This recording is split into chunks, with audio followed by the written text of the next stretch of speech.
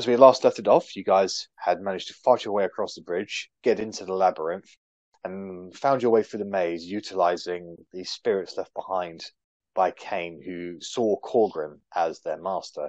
You were able to keep up, or momentarily, with one of the flame skulls until eventually you lost sight of him. However, due to Talian's perception, he was able to determine that one of the walls was a fake wall. Upon going through, you found yourselves in the location you currently find, where you found 2 spell scrolls, one of Greater Restoration, one of Revivify, and a copy of Melody's journal, which has a lot of revelation. And as Bellatrix begins to read this out, all of you listen intently. If you can't hear it, let me know. Of the 11th month. We've finally arrived in Mel Tokyo. You would have to slap me hard if I had never heard of this place and you told me we were still inside of Windward. The culture here is so vastly different. They fly Dumas' colors, certainly, and the guards may bear the land's symbol, but that's where the similarities end. A place where each and every person functions in a role best suited for them to make their entire town function. Even Hud finds this place fascinating, and by his own admission, his attention lies with his 3 W's. Weapons, women, wine. Quite an effect this place has. Eleanor spent months at a time here. I remember Mother telling me this is where she gave birth. George suggests we try to seek a meeting with the head of the August Temple, their nearby culture hub, if that's the place to call it. They train expert warriors there, he says. Wouldn't mind crossing blades with one. 31st day of the 11th month.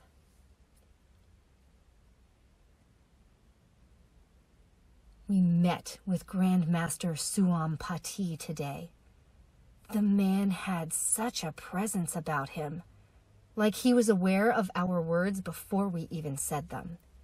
He hinted that he knew more than he let on, but would not reveal it to us until we proved ourselves. I wanted to say something about being the daughter of Ballad, but Nimbles and Talion gave me a look that told me not to. Probably best in hindsight. He had us undergo this trial. Pretty tough, but we overcame them together. Pati then took us to the final challenge. That's where we met Oshoska. Magnificent creature she was. She read our thoughts and minds. The words of wisdom she spoke, I shan't dirty them by putting them to paper. Needless to say, she knew we had a shard of Argonath, and warned us that prolonged exposure to it will warp our minds and we wouldn't even know. We all agreed there and then to leave the shard behind. Talion looked relieved in all honesty. I've seen his eyes stare at George's pouch for a few days. He keeps his face hidden, of course, but I can tell that shard affected him in ways he didn't want to admit. With Ashoska's blessing, Pati will tell us what we want to know tomorrow. I've picked up something called a tomfa. It's like a short, hard stick with a handle. Heaven knows if I know how to use it, but I'll give it to T when I get back. I hope she likes it.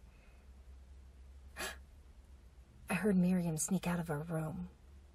Make a note to bet Nimbles 2 gold pieces that she's sneaking out to see George.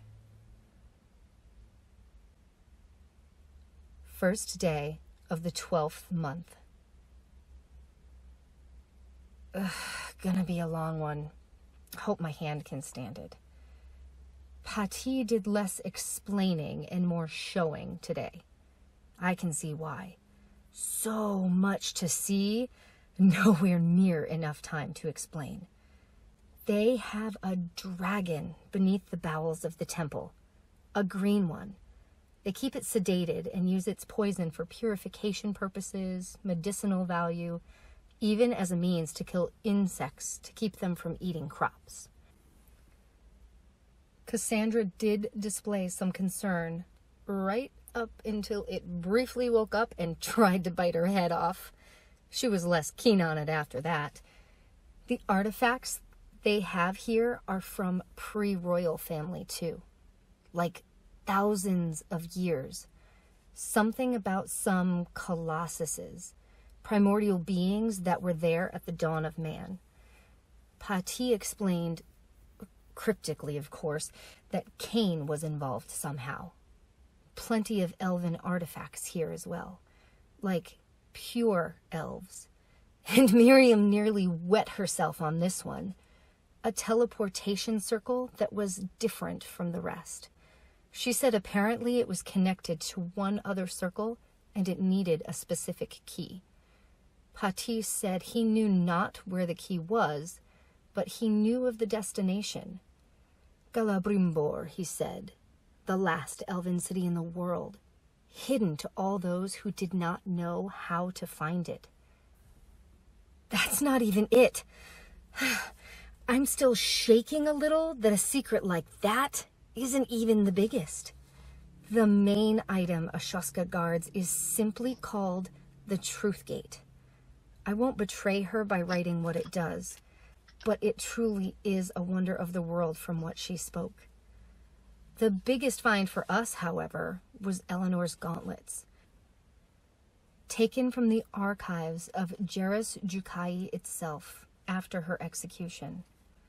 Upon asking what he would have these for, Pati revealed that he was very close to Eleanor and was present when their daughter Orion was born. I remember Ori, kind lady. I mourned her when illness took her. Sweet O was only so little. But the evidence! Only those who have never betrayed their nature can equip these gauntlets according to the magical inscriptions. Eleanor had to be disarmed of them during that night, as the story goes. How could she hold them if she betrayed her nature to slay Raziel? We're one step closer to clearing our names. I spent the evening just listening to Pati talk about Eleanor. I don't think he ever stopped loving her. It's why he risks the knight's wrath by hoarding all these little trinkets of her. I told him of my past, and Nimble's, and Talion's. It's nice to have another ally. I'm going to leave him a copy of my journal so he can remember that somebody else believes Eleanor was not evil. We'll be making our way to the capital in the morning. Lorandir is next. And what better place to look than the place he was born in, the Elven district.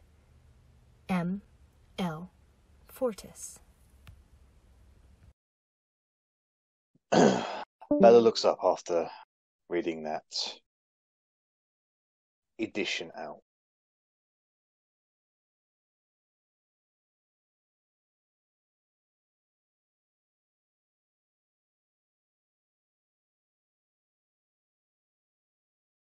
Is there anything else you guys want to talk about? Do you want to discuss it, or do you want to move on to the next one? It's just one. Yeah, because I was going to say there's quite a few entries. Yeah, probably hear them all. The Right. shard sounded interesting.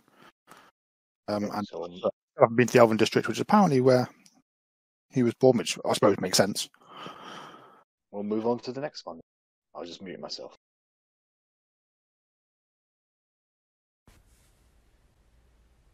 Sixth day of the first month. We arrived at the Frost Gates today. It's nice to just relax and take our time to think of how to proceed with Lorandir. Born and raised in the half-elven district means he was not averse to mistrust and discrimination. Yet he rose above that to become a knight. One of the first half-elven knights, if I recall correctly. We sat around an actual table to eat dinner today. By the gods, it's been weeks. I liked Meltokio, but it's always on the floor. My legs still get cramped just thinking about it. Cassandra hasn't been feeling well today. Hud took her to her quarters early. Poor thing. She longs to see a tree again. This land becomes more frozen each time I see it. I remember the greens and the hills when I was a child, but after Mother died, it's like all the life left with her. God, George and Miriam smooching in a corridor. Noting it down so I can remember to tease them. 7th day of the 1st month. Cassandra said something was calling to her this morning. She said she had to go see. Talion complained we had more important things to focus on, but we weren't exactly going to leave her alone. We're about to head out following her senses. We found some caves nearly covered in ice. Looks like an old smuggler's route, judging by what's been left behind. We ventured further inwards and found these old dwarven ruins. I know Grite would get so excited at these, he might actually forget telling T to stop running. Not sure what day it is now. Think we've been in here a couple of days? Many of the exits are ice-blocked, so Cassandra, Miriam, and even George invoking Helm have had to melt away the ice bit by bit. Some of them are really thick. It takes hours to do. Hud keeps hitting himself to pump his blood and stay warm. Talion and I have shared a blanket for the warmth. Oh, I think we just got through another one. We found another life tree somehow still surviving in this place. This is what has been calling to Cassandra. We've been here a few hours now. It's so warm. The frost sticks to your clothes, and when it thaws, it's like you've been just swimming in them. Cassandra hasn't been able to connect with Zara, but she's had a pleasant chat with a soul that seems to bounce between life trees. Might be an imprint of Marcus in some form. Face stuff is weird. She said his name is Wicker, and that he somehow exists in past, present, and future. Talion asked for clarification, but this Wicker said he didn't really get it. It just seems that the weave in the Fey realm can affect things in a certain way. Talion asked him if it was possible for anyone to travel to different time periods like him, but Wicker said it just seems to be a unique thing for him, and he can't really control it. I've never heard Talion sound so disheartened. Hud's gone to keep an eye on him. I think the shard situation in Meltokio has shaken him a little. I want out of this cave! I don't want to write this! I don't want to write this! Hud's dead! He saved us! Sacrificed himself to distract this ice monster that caught us. I didn't see what happened. 10 years I've known him. We got ambushed in this cave by these tendrils. We couldn't beat it. We were running. Next thing I know, the tendrils get him and he's dragged away shouting, "Why? Why? Why?" Over and over. Why didn't we check on him? We knew he wasn't the fastest runner. Why didn't we turn immediately to go after him? We hesitated, and by the time we acted to go back and get him, oh, fuck, the screams he made. I can't. He was screaming. Why didn't we save him? I know that's what he was saying, but George and Miriam said we had to go whilst we could. We left him as a sacrifice. We're alive because that thing probably ate him. Fuck those screams! Ugh, fuck this journal! And that is the end of that particular edition. Moving straight on to the 7th edition.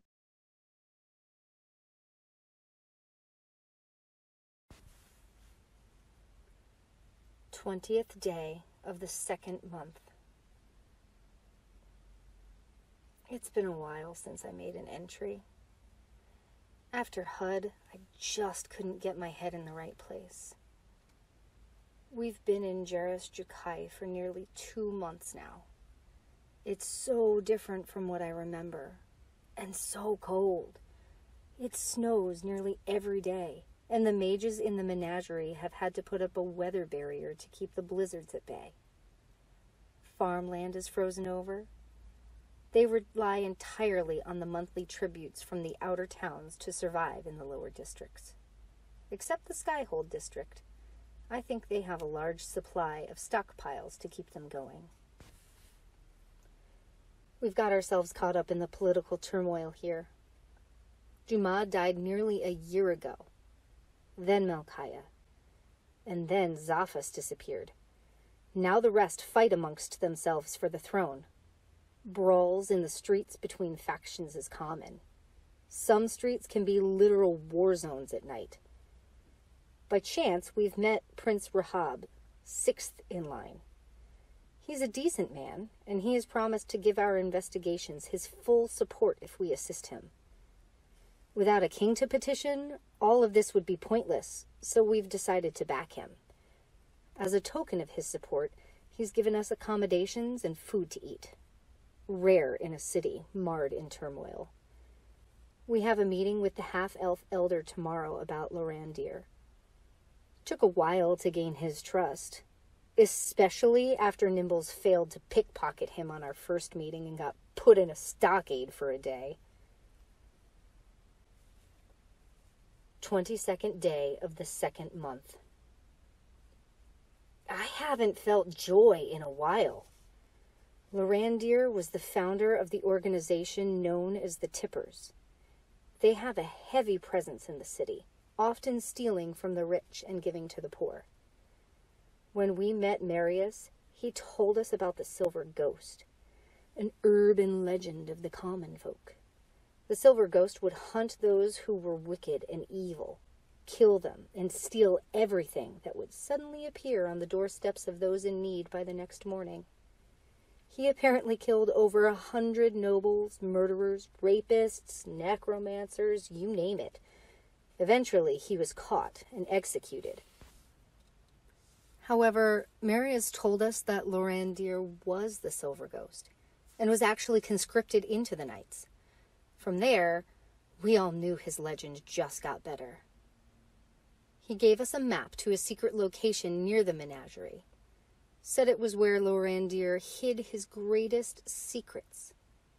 Once we got there, it was filled with traps that was debilitating towards us, but seemed to have no effect on Nimbles at all. He disarmed all the obstacles in our way, until we found something called the Pantheon. Miriam and Nimbles worked together to uncover the truth of this room. It was clear Lorandir spent days in here, maybe even weeks at a time. It took them half a day to figure it out. Lorandir wasn't just a knight, or an assassin, or a vigilante, or anything mundane. He was the literal enforcer of the gods. Not just one, dozens. In exchange for learning when and where something bad was going to happen, Lorandir performed an unknown service for the gods. Lorandir spent years selling his soul and body to the gods just so he could be in the right place at the right time to help somebody. If that isn't a hero, I don't know what is. Nimbles found this place emotional. He only knew his father for a few years before he rode off to war. But he found a suitable souvenir for his troubles. Lorandir's fabled shadow dagger. Extremely powerful weapon from what Miriam and Nimbles could tell. George and Talion wanted to take it with us. Even I kind of sided with them. But Nimbles put the dagger down and said it would be safe here. He confided in me later that he wanted to bring Arri here one day, once he had fulfilled his vow and given him his home back. As we were leaving, we were ambushed by the Tippers, who thought we were thieves. Nimbles had a minor philosophical argument with them about being thieves, so what did it matter? That's when the big head honcho turned up. Timothy Tipper. Turns out Timothy was saved by the Silver Ghost, trained by him, and now protects his legacy in the form of an organization that looks out for the little guy. He and Nimbles talked for a long time. I think they bonded a little, but he didn't reveal his true parentage. We made an ally of the Tippers, and Timothy tasked one of his right-hand men to go and keep an eye on R for Nimbles' sake. Red tiefling person, likes blades. Not spent a night in a criminal den before. Cassandra was getting drunk and performing animal tricks. George was arm wrestling people. I think he cheated. I swear he asked Helm for help. Miriam looks annoyed with the noise, but she's keeping an eye on Cassandra. Talion was doing stand-up comedy. His jokes are awful, but they make me laugh. I miss you, T. I want to come home soon. We're nearly done. Just Kane and Mother left. I think we should do her first, but I'll run it by the others in the morning. We have a few jobs to do for Rahab, but I know where to go next. The Garden of Dreams. Mother's favorite place. I'm leaving this journal with Marius. I hope you read this and smile whenever you feel doubt about your memory elder. M. L. Fortis. And that is the end of the 7th edition, now playing the 8th edition.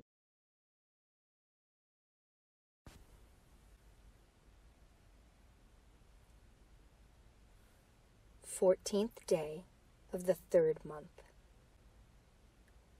I'm glad we have Cassandra. Her powers have really grown recently. She just recently summoned a storm to help us defeat a rogue frost giant. Talion has been taking a lot of interest in her recently, always asking me stuff like what she likes to do, what she likes to eat. I told him straight, if he wants to ask her out, he needs to man up and do it. I could tell he went red. She's going to transport us to the Feywild today. Hopefully we'll appear right by the garden, but who knows with the Feywild. George hasn't been well lately. He says he's had trouble connecting with Helm. I don't know much about these things, but I suggested he do a communion. Spend some time to reconnect with his god. George thought it was a good idea. He'll do it when we get back. Day 1 in the Fey Realm. We are off course. Way, way, way off course. Day 4 in the Fey Realm. This forest is endless. Wish the satyrs would stop throwing snakes at us. Day 9 in the Fey Realm. Did you know purple is the best color? Talion disagrees, but Talion can eat a bag of dicks. George is wearing his boot on his head to ward off the sprites. Good thinking. Day 20 in the Fey Realm. We are off course. So very, very off course. Day 33 in the Fey Realm. Nimble Nathan here. My turn to write. Melody is turned into a duck, so we're dealing with a quack adventure. Cassandra got kidnapped like 2 weeks ago, so things have gone a little loopy around here. Day 50 in the Fey Realm. We don't have any horns. Tink, tink. Did you know that God spelled backwards is dog?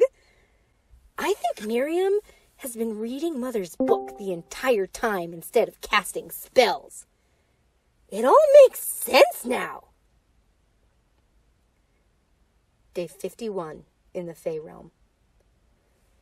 Has it really been 50 days? My senses have returned to me. I swore I saw someone that looked like Mother. I followed and have arrived in a nexus of dreams and realities. Once I arrived, everything was clear again. I went back to get the others one by one. Talion took an hour to come back to his senses.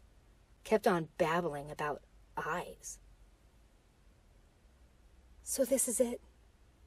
The Garden of Dreams. The words I write do it no justice. Rocks float in the air that lead to entire realms of sleeping souls. Gateways that lead to other realms in the Feywild. There are a couple of hags here, but we leave each other alone. They feed on and gather nightmares, but ultimately do no damage. The fauna that grows here has certainly thrown Cassandra for a loop. We were here half a day searching when we were approached by a spirit that called herself Lindestroma. We inadvertently angered her and she attacked, but it became a stalemate. After that, she wished to know our purpose for disturbing her garden. I proclaimed myself, who I was and who my mother was. Told her she led me here. Lindestroma doubted me, said I was too serious to be Ballad's daughter. I had to prove myself with my creativity. Only one thing I can think of doing, and I won't put it in this journal. Day 52 in the Fey realm. Lindestroma accepted me as Ballad's daughter and has been gracious enough to tell me everything. Mother was special in many ways. She had trouble expressing herself as a girl. One day, she found an injured Fey creature in the woods near where she was born. She saved that creature by offering her body as a shared vessel to house both of their spirits. As it turns out, this spirit was the daughter of the goddess of love and beauty. Soon, this connection changed her forever into a lover of life, the knight of song and sword. Mother would make trips to the Garden of Dreams in order to find creativity for her next big art piece in people's dreams. She would compose poems, songs, and stories of all the people whose dreams she visited. She ended up writing that bloody book of hers by revisiting the dreams of my father, Gareth. Really disturbed that an erotic novel was written by my mother by stalking my father's dreams before they knew each other. Mother was special. George and Talion laughed. Miriam and Cassandra laughed at their bleeding noses. As Lindestroma went on, Mother's work kept the Sunset Queen satiated and happy. This queen is apparently one of the rulers of the Feywilds, and not a very nice one from what I've heard. The hags around here work for her, she explained. Mother fed her good dreams, or benign dreams. Now she has an exclusive diet of nightmares and terrors. Apparently she's taking a liking to these flavors, so making the hags stop might not be the best idea. There's one more place Lindestroma wants me to visit. As in me, and me alone. The others protest, but Lindestroma is adamant it be only me. It's apparently a place that holds true to Mother's heart, called the Sanctuary. I am prepared. The Sanctuary gave me all I needed. I will leave the sword here, a dream for tea, and this journal. One day soon, Mother. Melody, Lexi, Fortis. It's the end of the 8th edition, and now for the 9th and final edition of what you have picked up.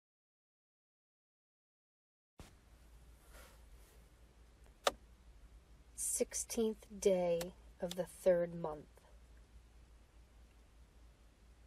Finished rewriting all the entries I can remember from the journal I left in the sanctuary. I don't know how Miriam writes all those complex spell formulations over. Can anyone hear it, or over. just not me? Playtime is weird.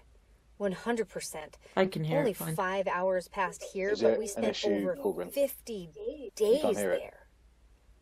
Talion certainly doesn't want to go back. I can't blame him, but I got my evidence for Mother. George has been very distant today. He grabbed Miriam suddenly and left. Nimbles has no idea what it was about. 18th day of the 3rd month. George and Miriam have been missing for a couple of days now. Cassandra has tried to scry on them, but it won't work for some reason. We're all very worried. I hope they're safe. Oh, sorry, I can't hear it. Typical. 20th day of the I'll put the third journal in your inventory so you can read the 9th edition, okay? Thank We've you. searched the city up and down. I don't think they're here. Rahab has helped, but his hands are full. Only he and his younger brother Malik remain in the succession war. His army marches, but Talion has presented us with passes to enter the ornamental slumber. I want to help Rahab. I want to find George and Miriam. But I want to find the truth about Cain even more. The architect of the seal. I must find his secrets. Maybe when we're done, Rahab will be done. He'll be the only one left, aside from his brother Turiel and sister Ariel, but they've made no claims for the throne.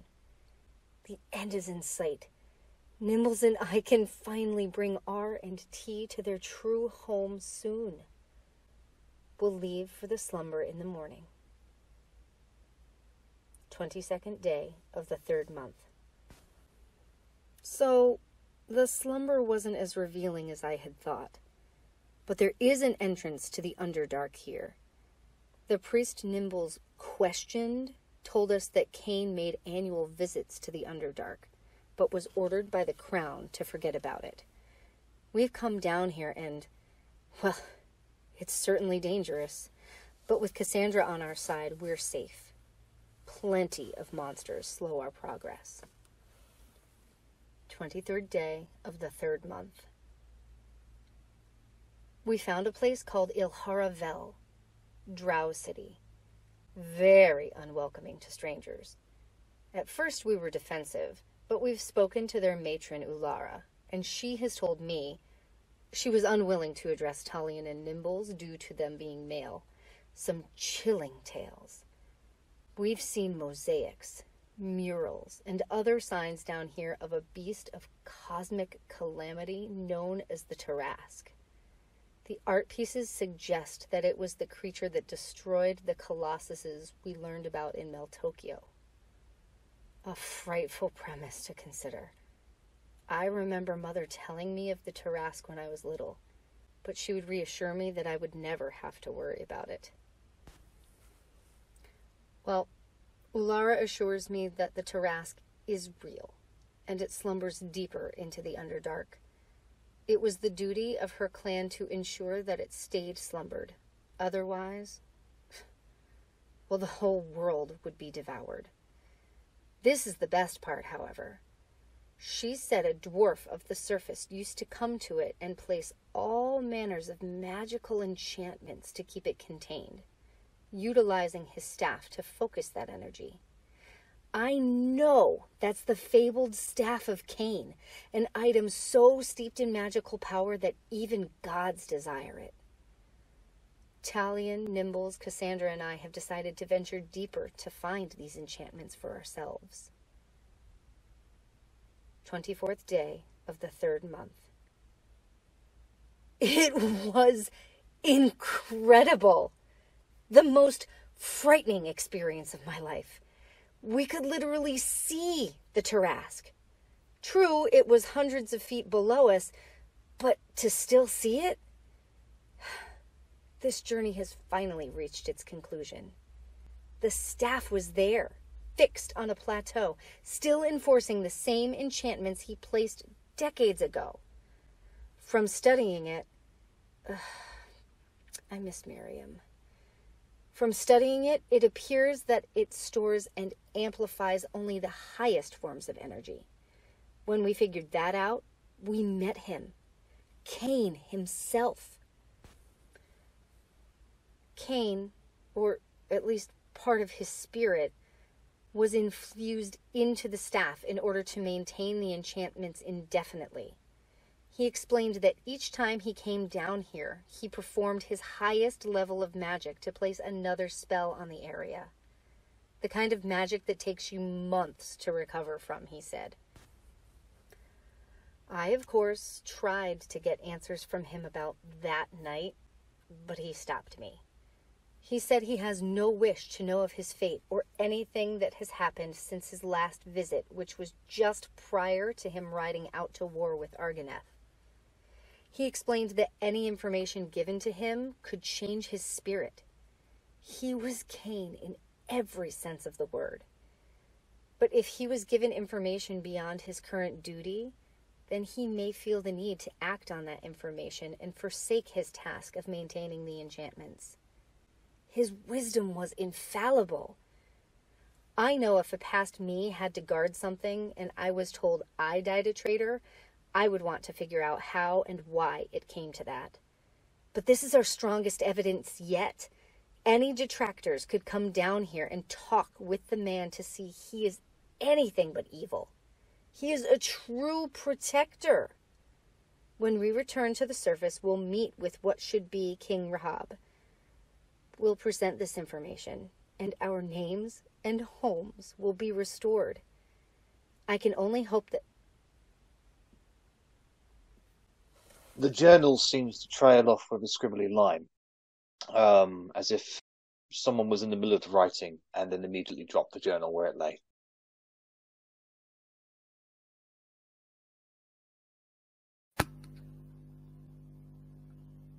That was a lot.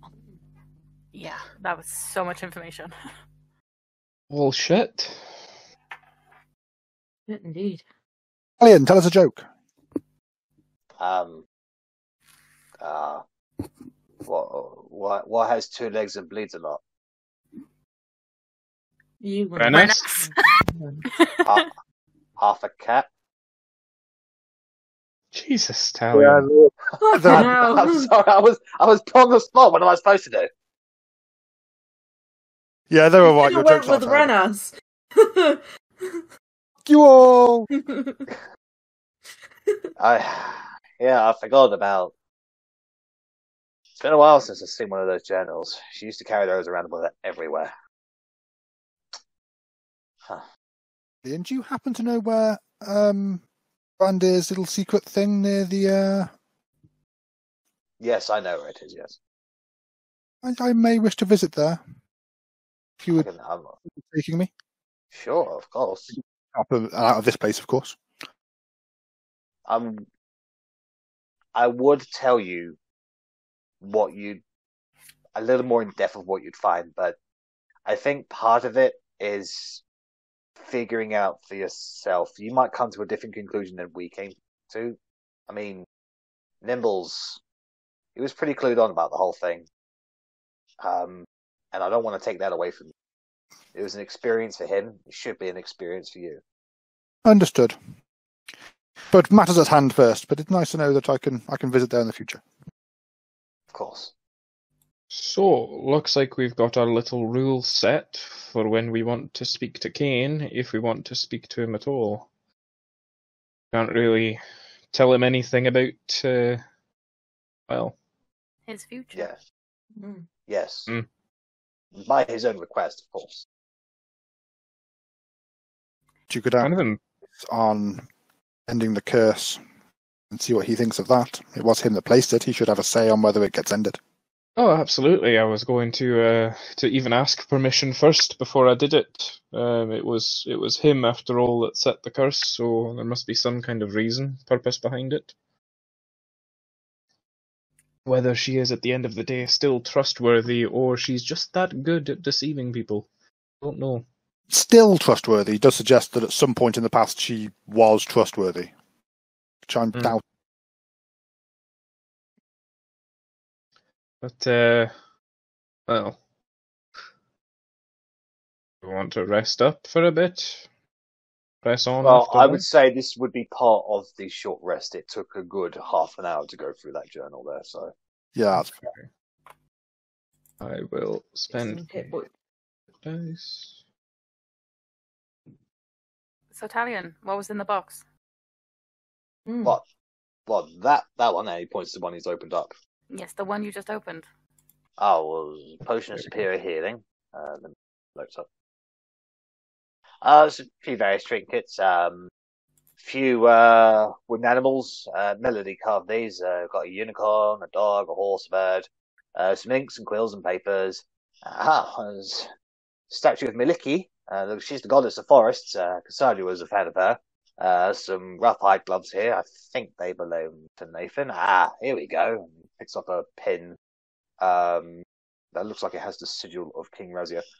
This one's mine. I thought I'd never see this one again. What were the trinkets? What I just listed, basically. Okay, that's cool. I was just double checking because you said that and then went on to a lot of stuff really quickly. Yeah, no, I listed the trinkets. That's basically everything I just listed are the trinkets. So nothing else in there? No, you can have a look for yourself if you want. Insight check. Go ahead.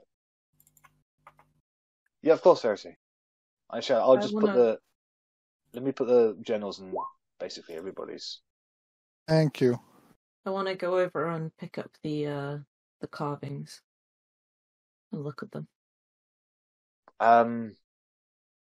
They have a sublime mix about them, expertly done, with a delicacy about them.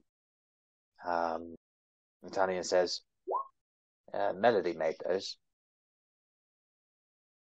Do you think it'd be okay if I took them? So what did you say? Do you think it'd be okay if I took them? Of course you can. Have them all. I will take them. Daddy said she was making them for you, to be honest. Mm. Put them in my little backpack. Insight check. He's hard to read, Harry. Okay. Korgrin, as you start exploring, you find a little chest on the left-hand side of the area. Are these sarcophagi, or are they just part of the map? They're just part of them. Cool. I will take a little peek inside the chest. Down for hit dice. Oh, she had one left.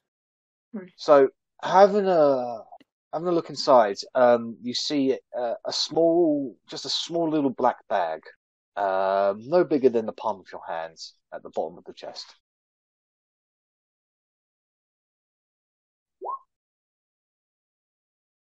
Pick it up. Take a look.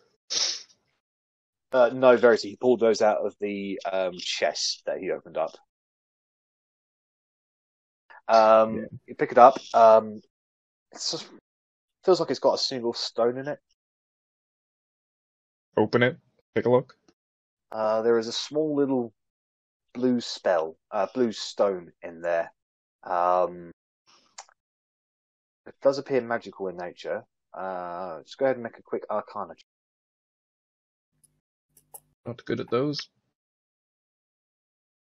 I told you I was not good at those. I warned you. That's a pretty blue stone. Indeed. Oh. Not for my eyes, apparently. Close the chest again. The stone in the bag. Tighten it. So you put in your inventory, you have one magical blue stone. I've put blue stone in black bag. Okay. I will add magical because that is key information. I mean, it looks magical, so... I mean, it glows blue, so it's not like a blue stone, it's like a glowing blue stone. I'll stroll on back to the group. Verity. Give her the blue stone. Can you do anything with this? She can catapult it. It's magical, just as a FYI. I don't really have any idea what it does. Since this is part of the short rest, if you want to spend some time, Verity, doing a ritual identify, that's fine.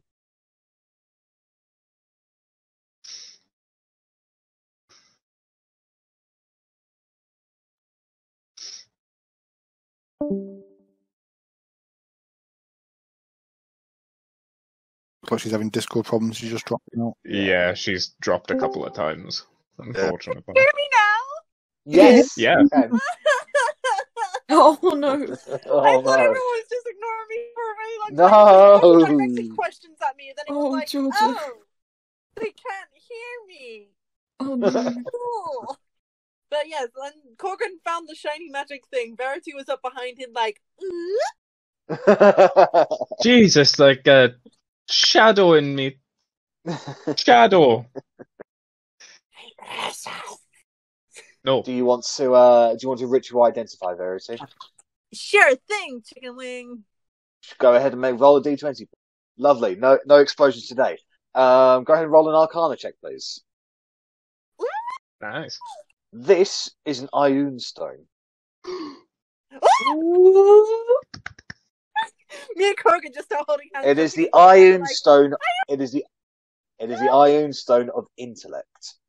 If you attune to this stone, it increases your intelligence score by 2 to a maximum of 20.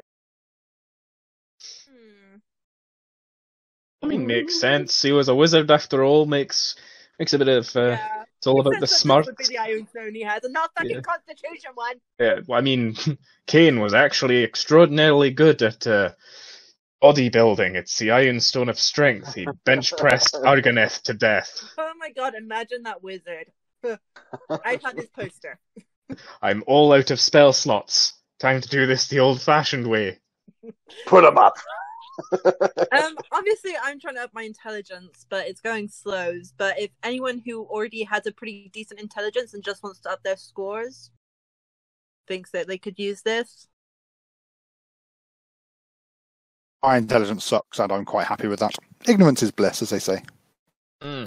I plan to be at some point to try and get some of the spells up a little bit, but Otti, if you attune to it, your spell save DC goes up.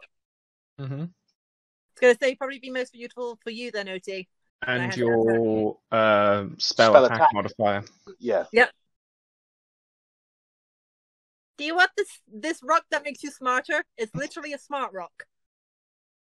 Don't eat it. Or do. It might work better. She's the one with the smart rock. She should know.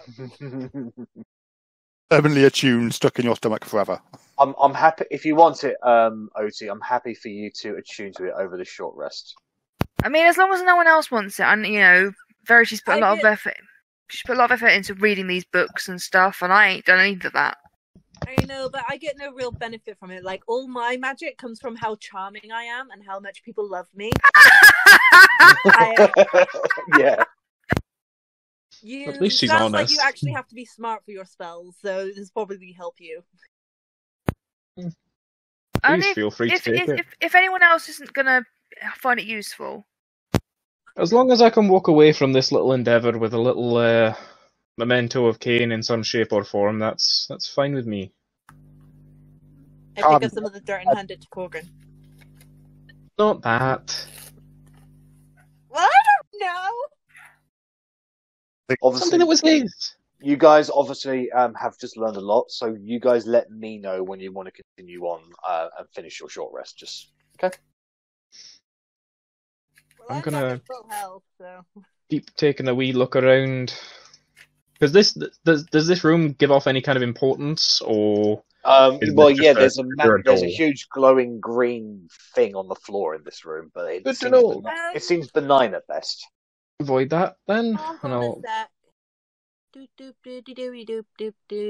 check the other side as I did to the left. Oh, this is where that room comes out. Splendid. I stuck my head out there while you were coming at the middle. I've forgotten everything. Let me put myself on mute whilst I do this. That chest. Ooh.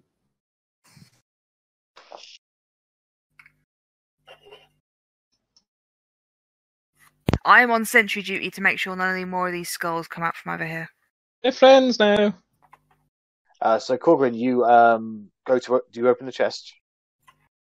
Yeah, last one was good. I'll open this one. You open this up.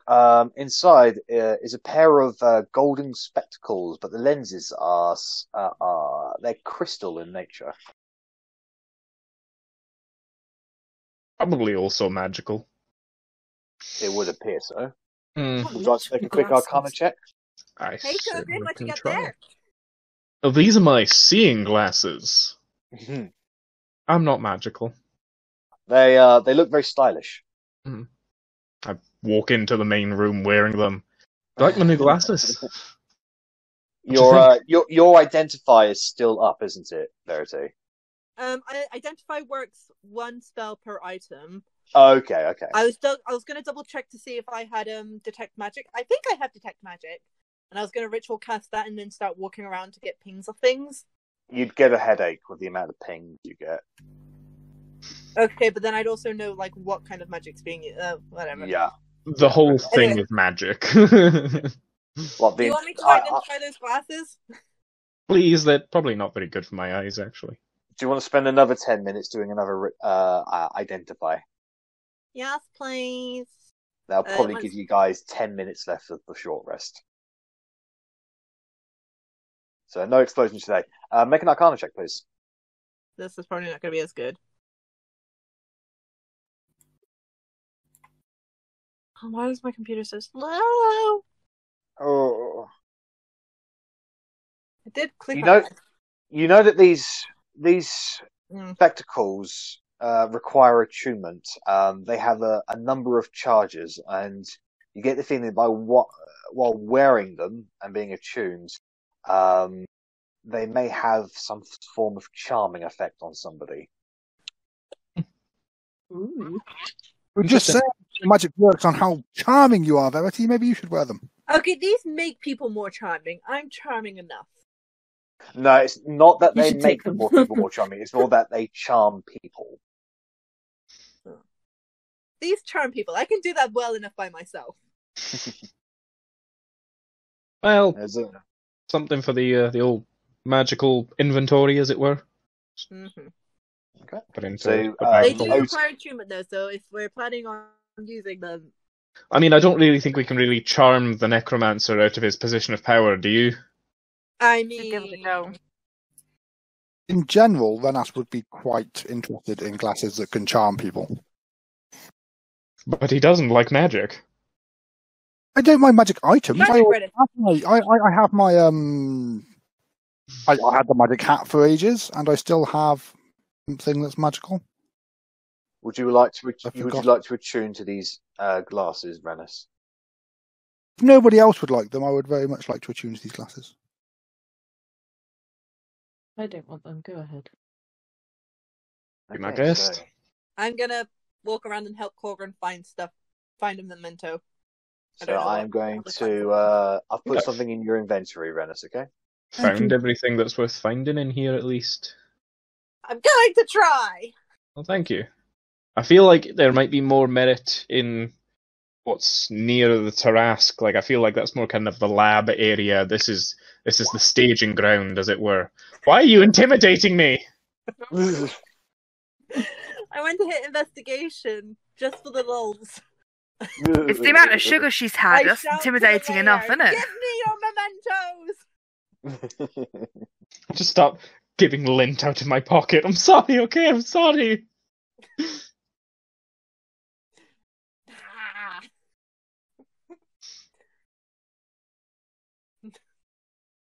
I mean, at least we know more now about the other places that Melody's group have been.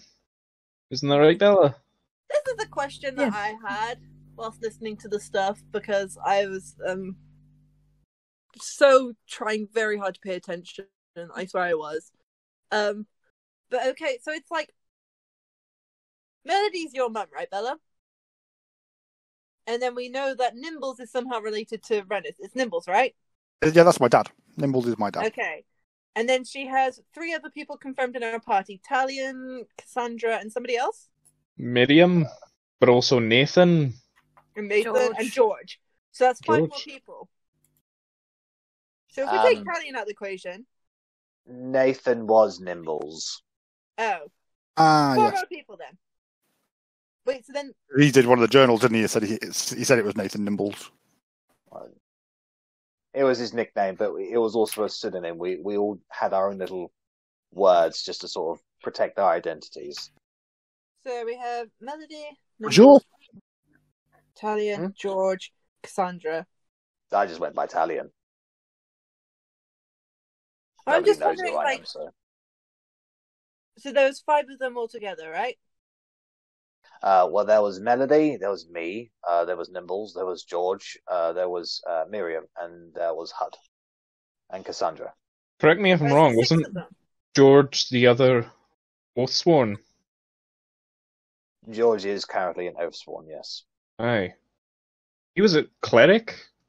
He was considered a paladin of Hell. Close enough. Close enough. It's divine. Because there were 6 of them, and then there's 6 of us. There was 7. Where are you Oh, going there's with this? Nothing I of don't my know. relation in there. My parents Well- aren't any of those members. Well, I don't think there's just, any of ours either, Verity. Well, this we is what I'm lost. thinking. Some of us definitely don't seem to have relations, but then what if we accidentally do? Because I don't know. Had no relations to anybody here. He was actually exiled from his tribe for being too sophisticated, believe it or not. George and Miriam, Melody met them on her journeys before I met her, actually. And they were not affiliated with her, but over the years they just became very, very close friends. Till eventually they found out who she was, or she confided in them, and that's why they agreed to go on the journey to restore your family names. Pardon me. And then they ditched her.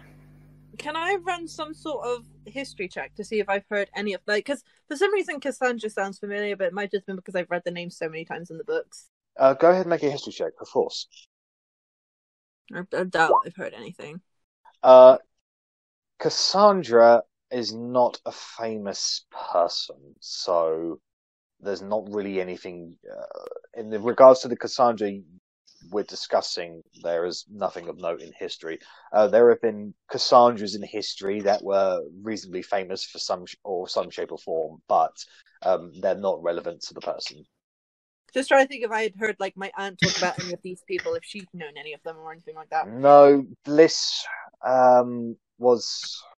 Bliss is a poop. That's fine. Yeah, Bliss was selectively excluded from pretty much most things, which was a sour spot for her.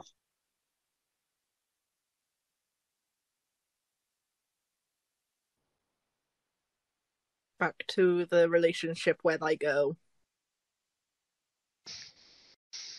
Something to bring up, or something to dwell on another time, perhaps? Well, in any case, that platform over there, and he points towards the green floor at the end of the room. That there is a portal. You step on it, you go to the gorge, and that's where the Tarrasque is. And then you go through some doors just behind you, and that's where the staff is. See? Should we So head I also? think this is basically the place that Ulara wanted us to secure. I think that this is the only way in or out of the shrine. Is there a connection between Georgie? You've had way too much sugar. Way too much sugar tonight. There seems to be a lot of balls in this area. Is it a choice thing or is it a map thing? First of all, It's a map thing. I'll be honest. oh, okay. Basically, consider those statues to basically just be statues of dwarves. See, now that maybe- makes more sense. I was wondering why there was loads of balls everywhere. I mean, the Tarrasque has horns. Not that I know, but a Tarrasque does have horns. Yeah. So I was like, maybe this is like the maze of the Tarrasque kind of thing. Yeah. It was the closest thing I could find yeah. that matched what I wanted to basically display. So, But then also, in Greek mythology, you've got, the Minotaur and the maze. So it makes more sense that it was themed after that. Oh, wow. Heart palpitations for almost 3 hours. Impressive. Is that any record? Exactly, the hop of a sugar cane. Christ. I felt my unlimited heart power. beating in my neck. I was just in my bed, Oh shit! I forgot. Box. And it's I knew it was for 3 hours because it got to about 6 o'clock, and I was like, "It's D&D soon."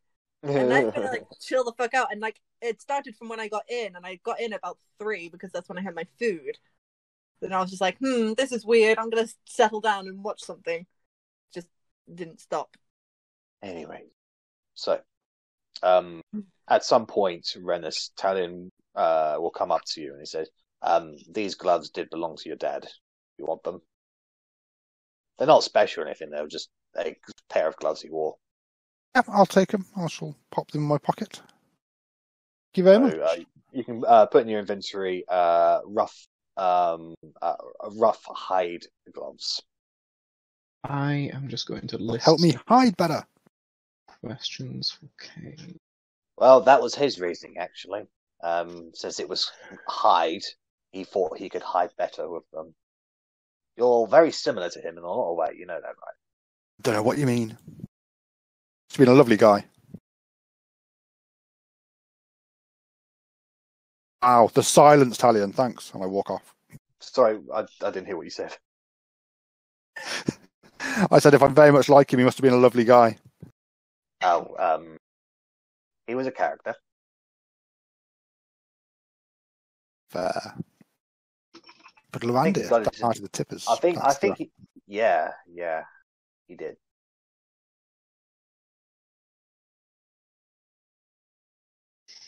If you're speaking, Rich, I can't hear. I also need to send a letter to Blade because I had no idea he was connected to my family at all. Well, I met him once years ago. I never spoke to him, so. The guy was like a father to me. Not a particularly good one, but you know, he was a thief. Wow. Looks like you had people looking out for you more than. I thought I did, until I met these guys. Yeah. Literally brought him back from the dead twice. I mean, that's pretty impressive.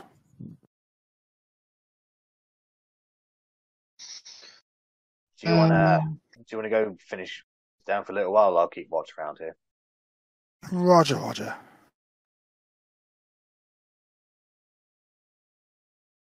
If this is where Ulara wanted us to stop, does maybe Korgrin want to go through the portal while the rest of us? Well, no, because ultimately what we're supposed to do is stop them from interfering with awakening the Tarask. So we need to go through. We need to stop this. Because I've not come across the head honcho. Certainly none of yous have, I assume, coming through the maze. He's still there. He's still interfering. I think we need to press on now. No, I only met your lovely skull friends. I didn't realise there was more than one, by the way. Neither did I. Yeah, one of them was blasting me with fireballs, and then when I got back here, one of them was just disappearing up from you guys, so there's definitely more than one. Well, hopefully they can thin out whatever's left in the maze. Now that I'm not in the maze, that's a good thing, I guess. Should we find some way to kind of block the maze to stop people from following us, or are we just going to go and pet the Tarask? I mean, if we need to head back this way, it's probably for the best that we don't cave ourselves in. Okay. To the And Tarask! ideally, the people behind us will be, well, Ulara and the forces.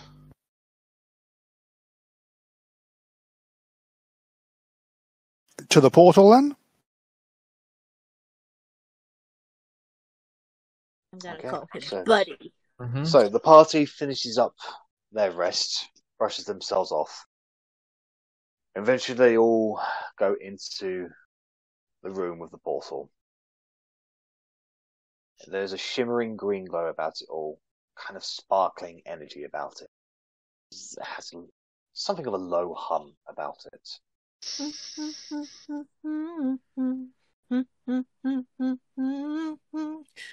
I was listening to that soundtrack the other day. It was brilliant.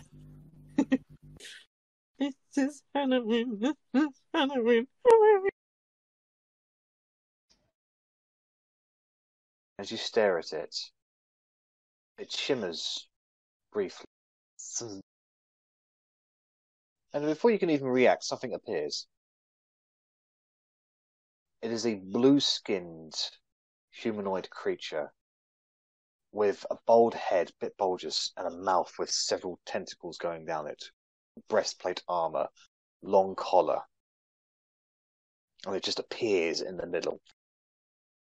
And it looks at you. Hello? I was wondering. He's speaking in your minds telepathically. I was wondering, where our reinforcements were halting from. Seems the enemy found it here. You will go back to the Drow and tell them not to fear further. Our work must continue.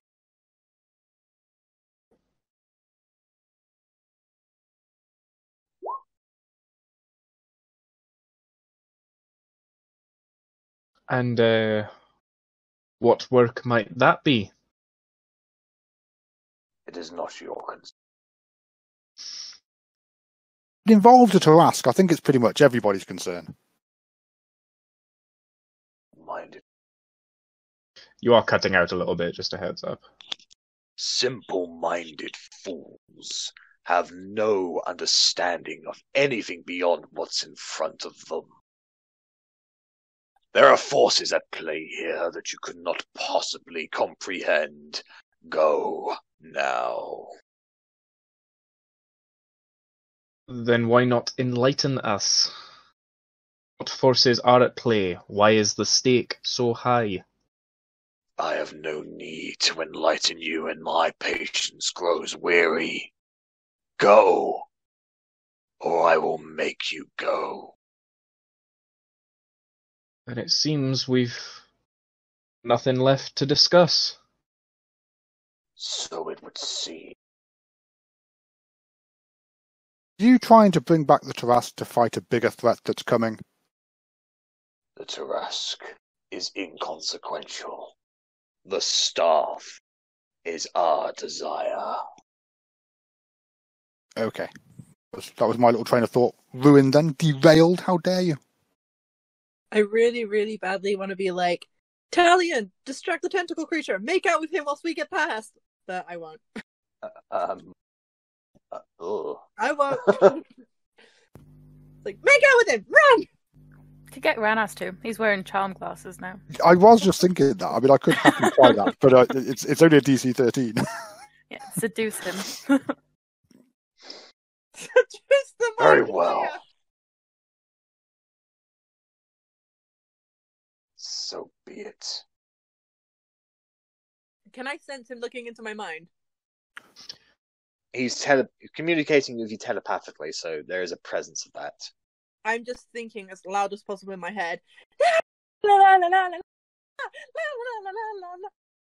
if it'll annoy him or anything. Myrionites, come forth. There are more shimmers in the green portal energy. And you can see those flagellated people appear, along with what appears to be brains with limbs. Ew. Oh no, intellect devourers. What makes you think you have any claim to that stuff?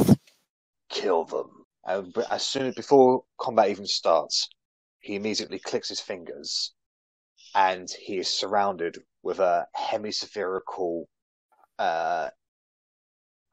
orb of energy. Can I get initiative? Well, let me get rid of the things first before we get. Don't roll. Roll Am now. I right to move my token up? Yeah. Go ahead and move your tokens inside that ring. I was born in California, so I tried to pick up a... Hey, Macarena.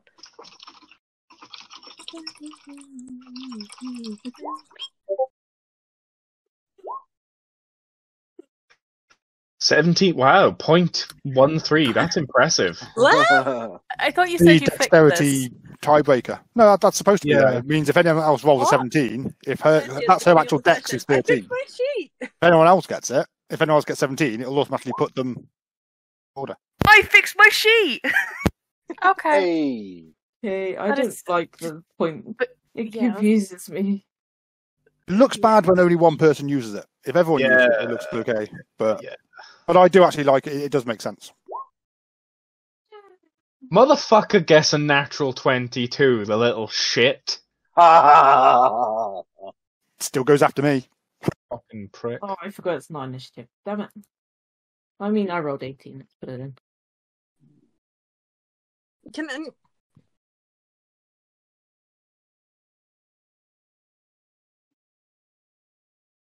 Hello? All I heard then was...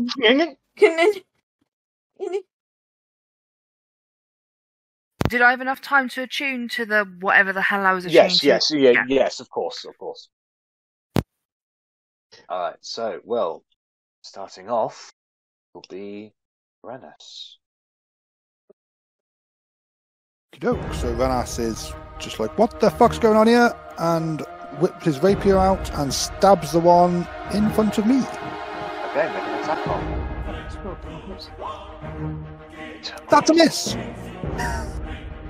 a natural Critical miss. one? Oh yeah, that's a miss. So you swing forth, and it just fumbles out of the way.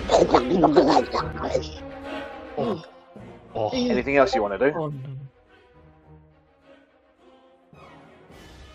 no. I was going to stay there and fight, but now I'm feeling bad, so I'm going to disengage. And 1, 2, 3, 4, 5, and stay there. Alright. Okay. So, as far Have as you, you're Corgi? concerned, he is currently surrounded by this spherical ball of energy that he seems to be concentrating on. He is going to Interesting. cast a spell.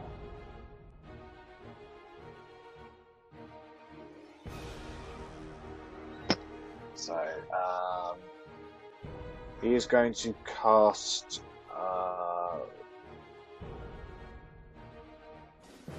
No, that's actually.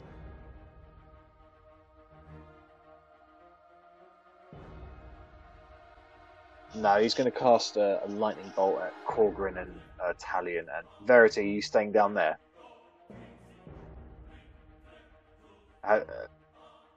Verity's currently muted. Because I don't know if she wants to be in that room or if she hadn't moved her token yet. One would assume option B, considering we were all about to go into the portal, but... No, alright, if that is the case, God, everything. The sugar high has obviously gone down a little bit. Sugar crash. No,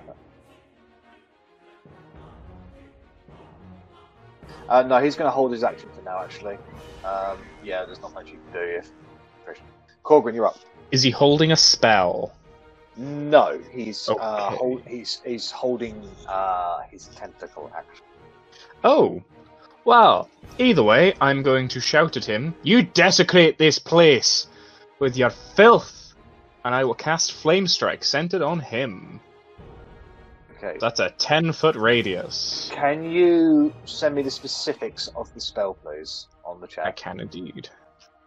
Ba-ba-ba-ba-ba-ba. Alright. So, that's going to hit him, and I believe 3 of the Myrianites, won't it?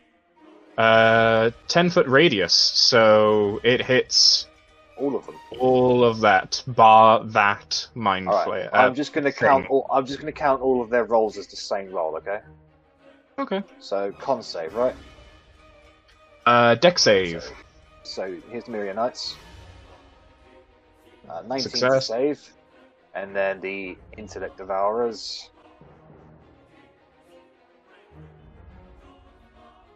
Natural 1. And go ahead and roll damage. So this is the fire. This is the radiant. Alright, so that is 32 Two. points of damage, half that down to 16. 16. So, the intellect devourers are destroyed from this. The Mirianites survive, and the thing comes down onto this mind flayer. However, he is completely protected by this wall of force. He takes no damage at all. Little shit. I will move right one, and that's my turn. Okie dokie. So, Bellatrix, you're up next. Okay. I'm gonna move to here. And swing my glaive at one. Okie dokie. Attack roll. Yes. That's a hit. Roll damage. Nice. So, you bring the glaive down.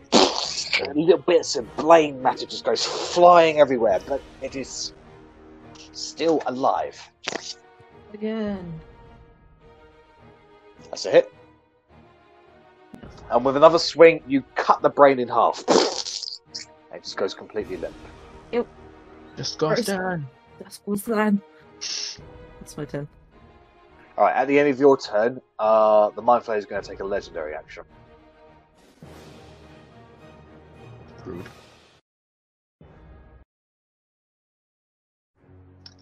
Motherfucker. So he's going to bring forth Intellect Devourers. Great. So one Intellect Devourer appears.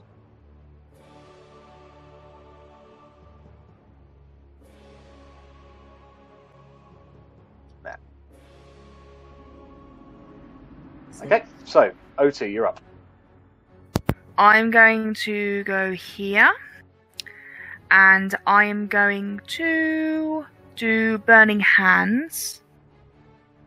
Alright, so one. That'll hit all the Miro Knights and the Intellect Devourer. I'm just going to roll all of their things at the same time. Yeah, that is fine. It's a 15 Miro now. Knights. 21 for the Miro Knights. And 20 for the Intellect Devourer. So, these Miriam Knights are burned down to a cinch from it.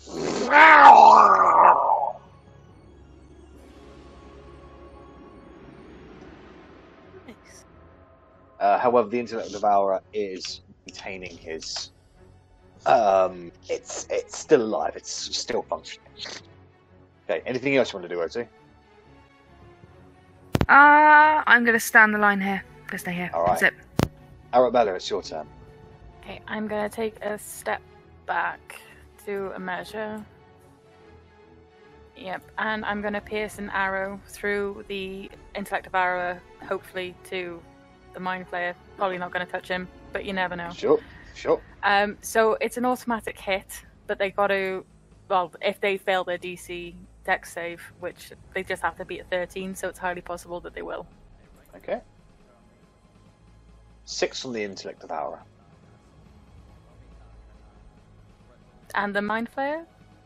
He is immune at the moment. This wall of force protects him from all external attacks.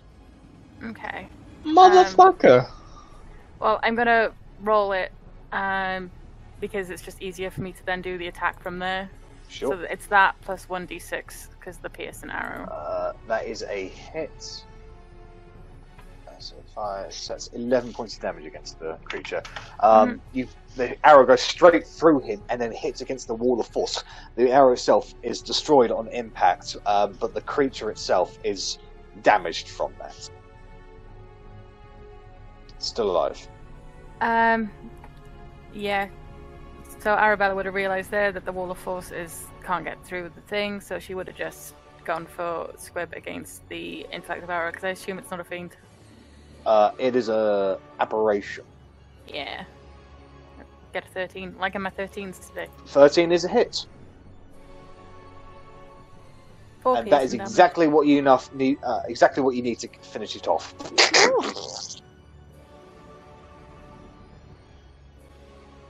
Okay. Anything else you want to do, Arri?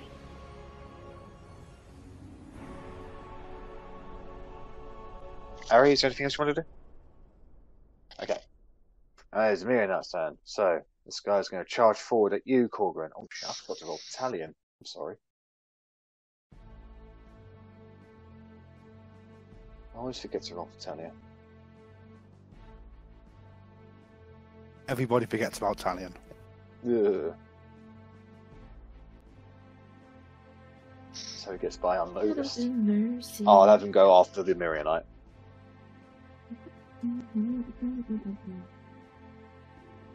Okay, so Korgrin, you're going to get a claw attack from the Mirianites. 15. That is a miss.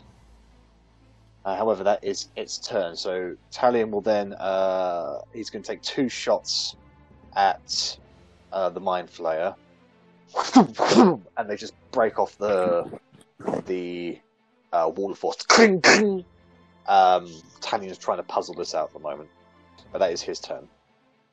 All right, so we're going to go with Verity. You're next. Okay. Sorry, like, where I have to put my phone, the dog is sleeping and he snores really loudly at the moment. Okay. It's just... Anyway. And this wall of force around the Mind Flayer, Yep. is it like a wall around him? Like, is there a wall that I could get It's a behind wall him? of pure energy. It's about Like,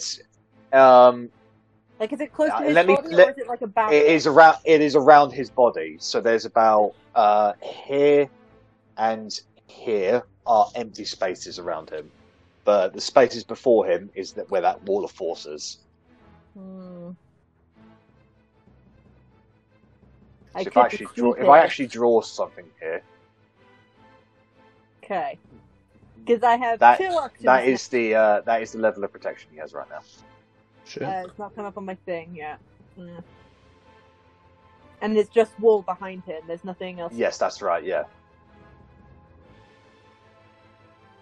Okay, because my first plan was to go over to Korgrin and hold a dimension door till he got to me, and then dimension store is both into the wall, but we both can't go into the same space, and we'll end up taking force damage if we try and move into his space. That's right. Yes. So And the that's spell what- would fail. I could Misty Step myself in there, but I don't really have anything good for combat. I would end up just like kamikaze fireballing us both in there. And That would also activate his held action, which is a melee attack. Mm-hmm. So instead, I'm going to, at level 4, try... Like, is it magic? It is magic, yes. Level 4, I'm going to try and dispel magic the force field. Alright, so you go to dispel magic, and this thing has the spell magic has absolutely no effect against No it effect, whatsoever. not even any... No, you don't need to make any roll. It says in the specific spell it is immune to dispel magic. It is the spell known as Wall of Force. Well...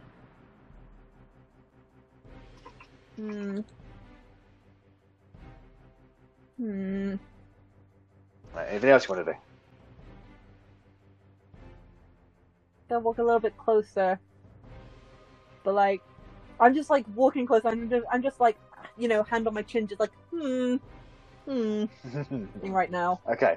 Alright, at the end of your turn, he's going to do a legendary action. He's going to call forth 1d4 intellect of arrows. So that is 3 intellect of hours up here. It's kind of fodder right now. There. That is their turn. So now it is straight onto their turn. So the intellect devour that just appeared before you, Bellatrix, is immediately going to do this. So it's going to do its claw attack first. 22. That's a hit. So you take 10 slashing damage, Okay. and then I need you to make an intelligence saving throw, please. Oh.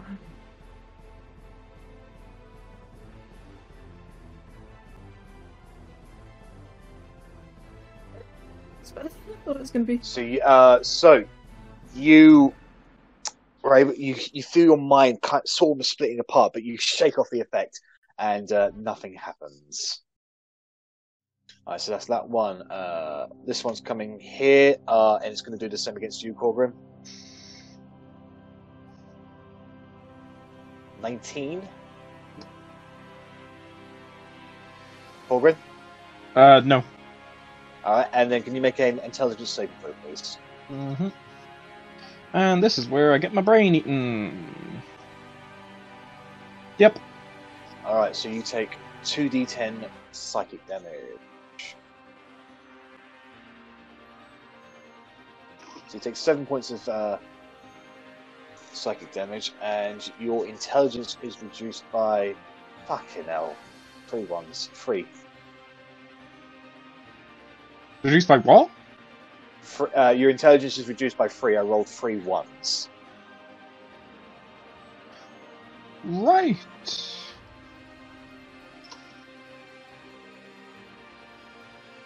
Okay.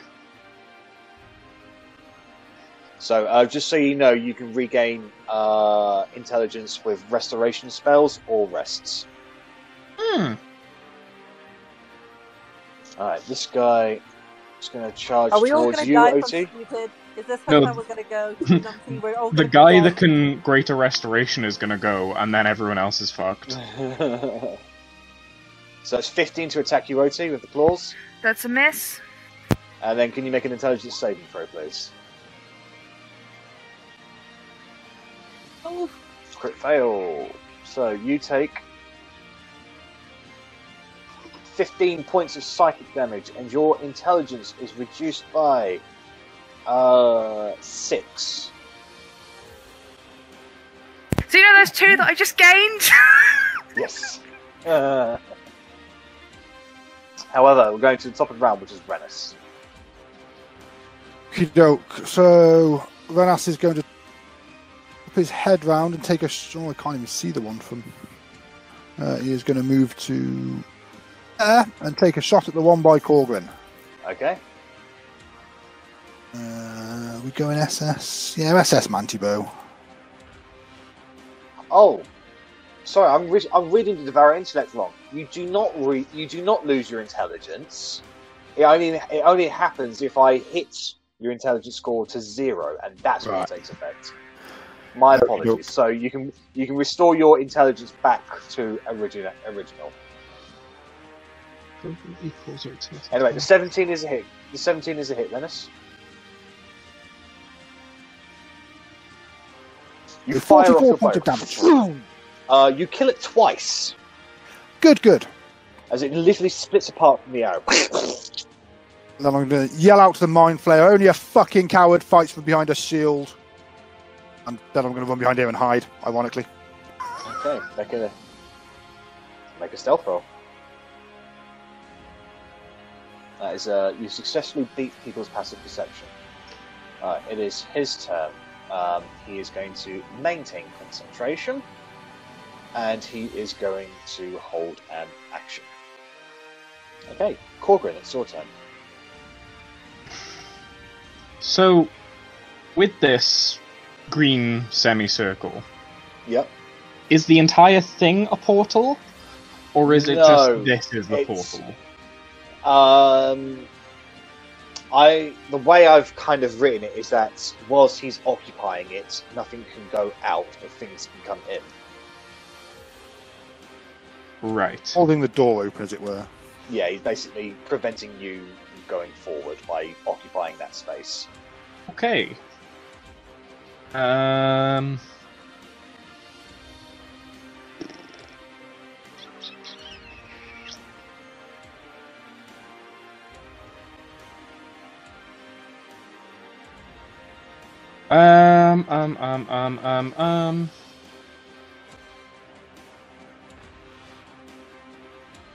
am really at a loss as to what to do. Because I don't want to just smack the Intellect Devourers. Because he's just going to keep summoning more. If we can't hit him, what else are we supposed to do?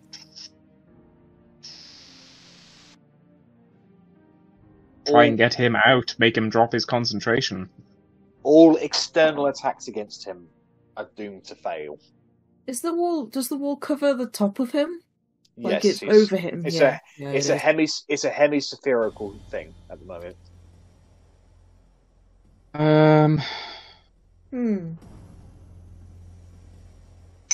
Oh, hot.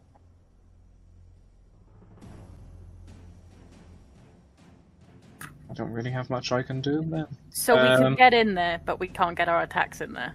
No, you can't get in. You can't. We can't get it. It's literally like Jedi Force. It's if you can't get through it, stops you. Then I'm just going to dumb monkey smack the Marionite. Okay. Bonk. That's a hit. Bonk. You smash its head in and it dies completely. I will move over to the Intellect Devourer assaulting Otti and bonus action bonk.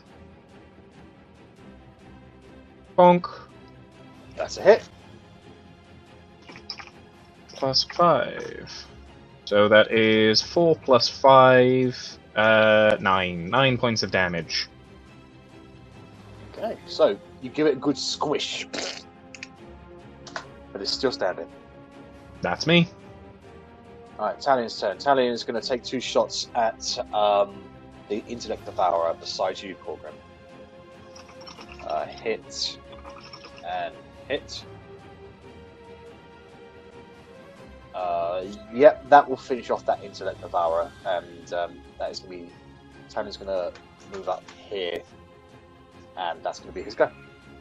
At the end of Talion's turn, the Intellect Devourer is going to do another legendary action. He's going to summon forth some Myrionites. So 2 Myrionites appear.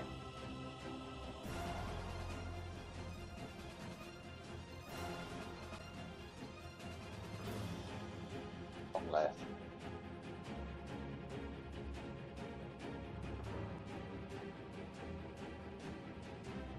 Yeah. Okay. Alright, Bellatrix, you're up. Okay, the wall of force. Yep. Would I be able to try and figure out whether the wall would actually be a full circle, a full sphere, or if it would stop at the ground? You know it would stop under the ground, yeah. Yeah, you know the way the spell works, and I'll just be kind about this, basically, it doesn't go under the ground and it doesn't go behind the wall. Okay. So if I was to say cast something like spike growth on the ground underneath, would it go up into him? Would I think that's what would happen? Let me read the spell. Mm-hmm. I think it was spike growth I was going to use.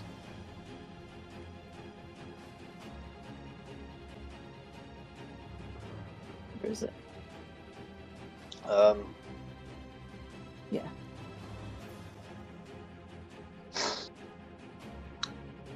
The 20-foot ground ridge is centered on a point. And where would the point be? It would be... So it's 20 foot, so I could just cast it here, and then it would be the ground underneath him too. Yeah. So it will... So is that what you do? Yeah. Okay, so you wave your hands, accessing your innate druidic power, and spikes start growing on the ground, including inside the barrier as well. He looks at his feet, and he's a little concerned, but he maintains his concentration and he doesn't move. Okay. Okay, he has to travel.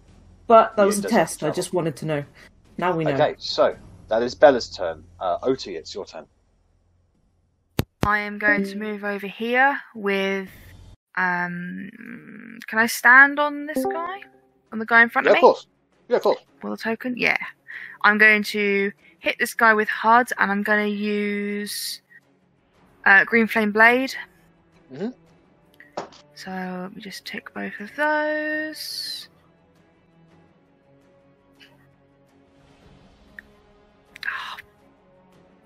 You swing, however, can you just roll a d4 for me, please?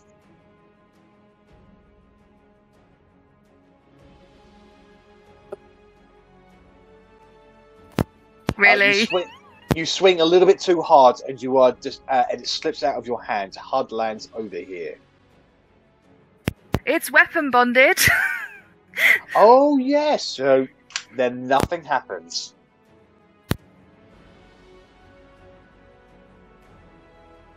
But as I cast a cantrip, I can then smack this guy with HUD anyway. Yeah. Let me just untick Green Flame Blade.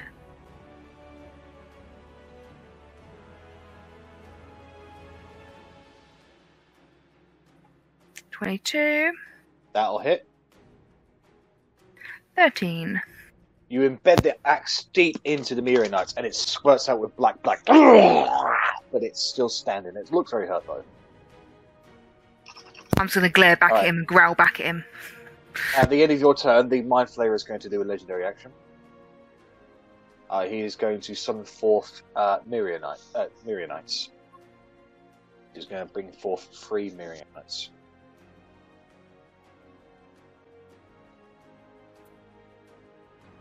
Okay, that is their turn. Arrabella, your turn. Okay, I'm gonna shoot at the Intellect Devourer. Yeah, Devourer. Alright.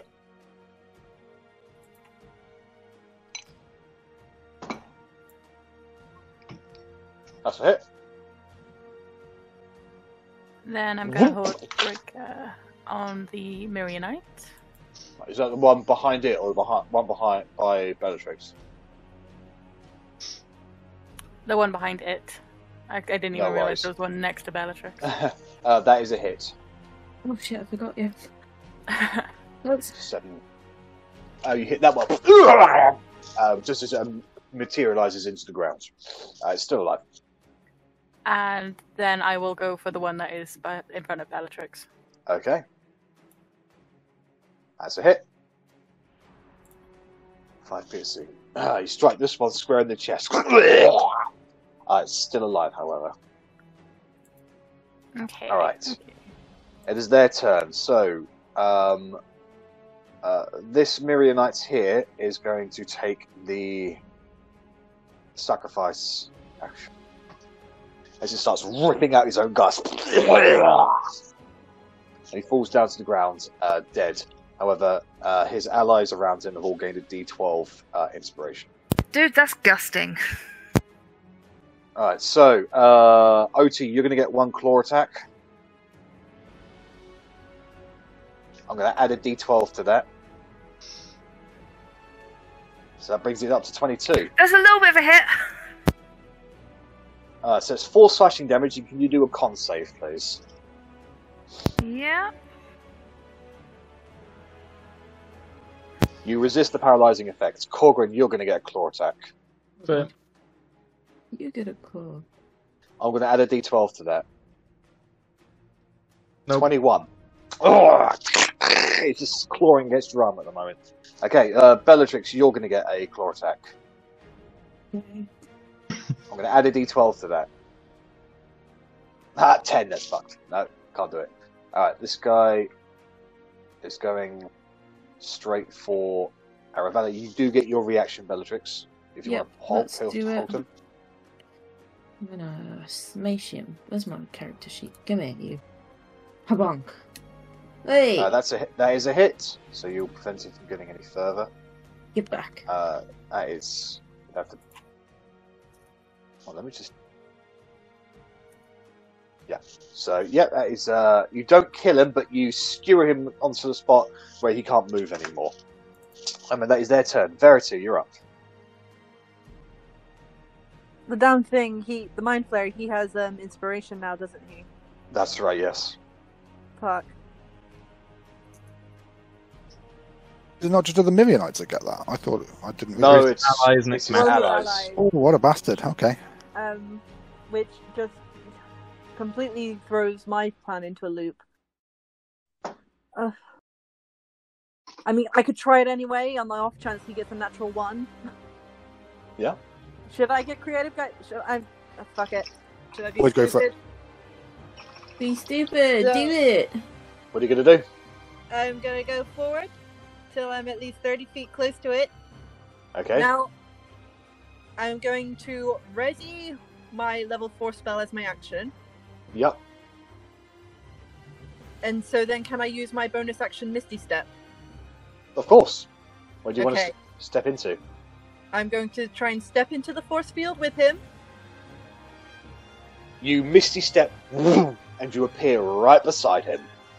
And that will release my action, which Well, is that'll level 4. release his action first. You didn't say he was holding it on his turn, though. I thought it was implied. Because he can't do anything else at the moment, so he's just going to be holding his actions. Okay, whatever. It'll also release my action. No worries. So he is going to do his tentacles attack against you.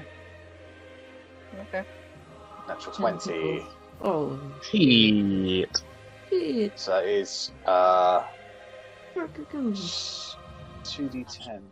So that is 6 and a 9. So 9, so it's 15, doubled 30, plus 4, so it's 34 points of psychic damage against you. And can you are grappled. Okay, that's fine. This is And fine. can you make an intelligence saving throw as well as I'm reading this? Yeah, so I said 34 damage, yeah? That's right, yeah. Okay, intelligent. Ah!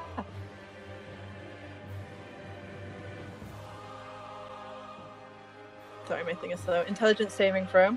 Oh, that's Yeah. a 0. Mm-hmm. Okay, so you are stunned, but No, I that will is I not will really allow having so basically I will allow you to unleash your 4th level spell as you're being grappled by this creature. Yeah, because it was the 220s. We got one wild magic surge. All right, roll a can you d. Make a wisdom saving throw for me, please. Yep, go ahead and roll a d as well. Me? Yes, because you rolled a I natural would one on your Oh yeah, D100. 35. Okay. All right, wisdom save from him. 8 to See? save. That's less than 6. My DC is 16. Does he fail? So he fails. Yeah, he fails. I'm falling off him into a bunny! Hold on, bear with me just a moment. Wow. Oh my god! Uh, Don't say that worked! Wow. Hold on. So Did you just help 35. me turn him into a bunny? I polymorphed him into a bunny! Okay. Right, can you roll a d10, please? No! So One's tonight. You get 1 year younger. Hey. Ah, you still can't drink for the year. 16 now. So you shrink slightly in size. Your almost developed body gets less developed. And so, what were you doing on him? He's polymorphed into a bunny rabbit! And I So pick him up! a bunny rabbit has got 1 HP, I would say. I pick Pick him him up up, and I'm pick just him like, up, pick him up. That is gonna. That'll have to be an action to make a grapple attempt. Because okay, and then he- I'm just gonna shout he- to everyone, don't hurt the fucking rabbit! I'm just trying to find if there's an actual bloody stats for them. No. Well, I'm wondering how that affects his spell. That That's what body I'm concentrate. curious about. Yeah. All right. So I'm going with Hare. He's got a 13 AC and 1 hit point. And I'm just gonna have a look at the polymorph spell.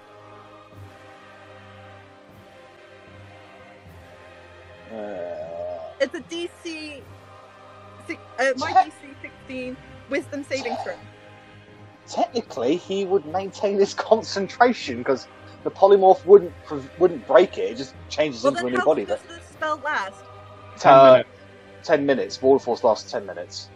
So, in that time, I'm just gonna pick up the rabbit, hold him, because polymorph lasts for an hour, wait for it to dissipate, Yep. So and just be like, you're gonna have to do that on your next turn because it is an action to try and grapple him because he's not going to let you pick him up. The good news is it can't escape very far because there's a giant force field around it. Okay. just gonna It be is the beating intellect it. devourer's turn. So, Bellatrix, you're going to get claws and attack. So it's a miss. Can you make a intelligence saving throw, please? Yeah, give me 1 sec. Did I get hit? I No, got you hit didn't. previously. Okay. Cool. So that misses. Do I still need to make an intelligence thingy? Oh, one moment as well. Since you moved in there, when a creature moves into, it takes 2d4 piercing damage for spike growth. So can you roll 2d4 for Verity, please?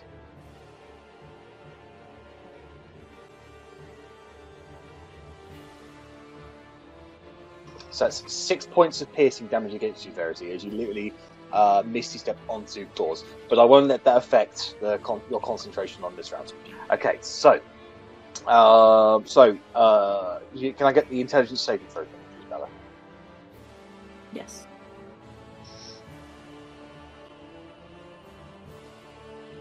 That is a fail. You take 15 points of psychic damage, and I rolled 10 to take away your intelligence. What is your intelligence? 6. You are stunned, and you fall over, pretty much unconscious. Oh, You drops were my going to maintain concentration. being. Yep. So that will drop the concentration on that. So you will not be able to do any more actions until you gain at least 1 point of intelligence. Okay. Okay. Rennas, you're up. I will stick my head around the corner and take a shot at the Mind Flayer. The brain thing, whatever the fuck it is. The intellect devourer. The wall, the intellect devourer, the wall of force for the Mind Flayer stood up. No, not yeah. The intellect devourer. 21. That's a hit. That is a hit.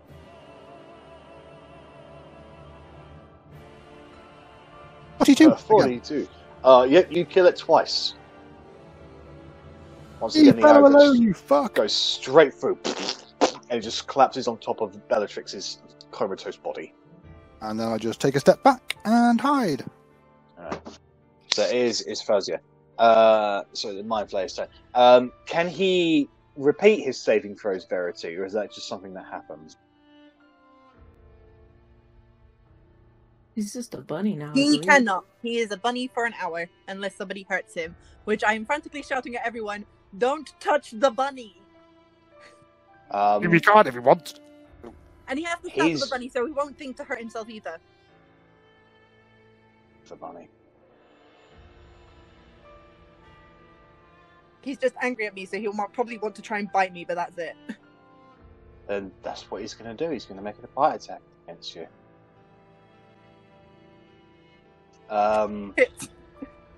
That's me going down to pet him like, ah, and then him just savaging my finger. I'm just having a check. So, no. There's going to be 1 point of damage against you. I'll take it. Also, how much damage did I get for that spike growth? I tried to add it. 2d4. It was 6 points of damage against you. Yeah. So 6. Can you make a concentration saving throw, please? I have to beat 10, right? Mm-hmm. Okay. Oh my god, everything's just being really slow. Hold on. So I need to take off. The DC. You need to take off 7 hit points, and you need to make a DC 10 concentration saving throw. Okay. I have an inspiration which I might use for this. Okay.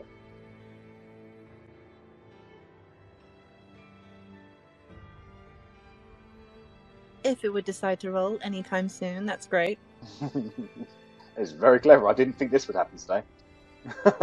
No, we're good. You maintain your concentration. Korgrin, it's your turn. I can't even take any bloody legendary action. From the bunny? 1. Just 1. Okay.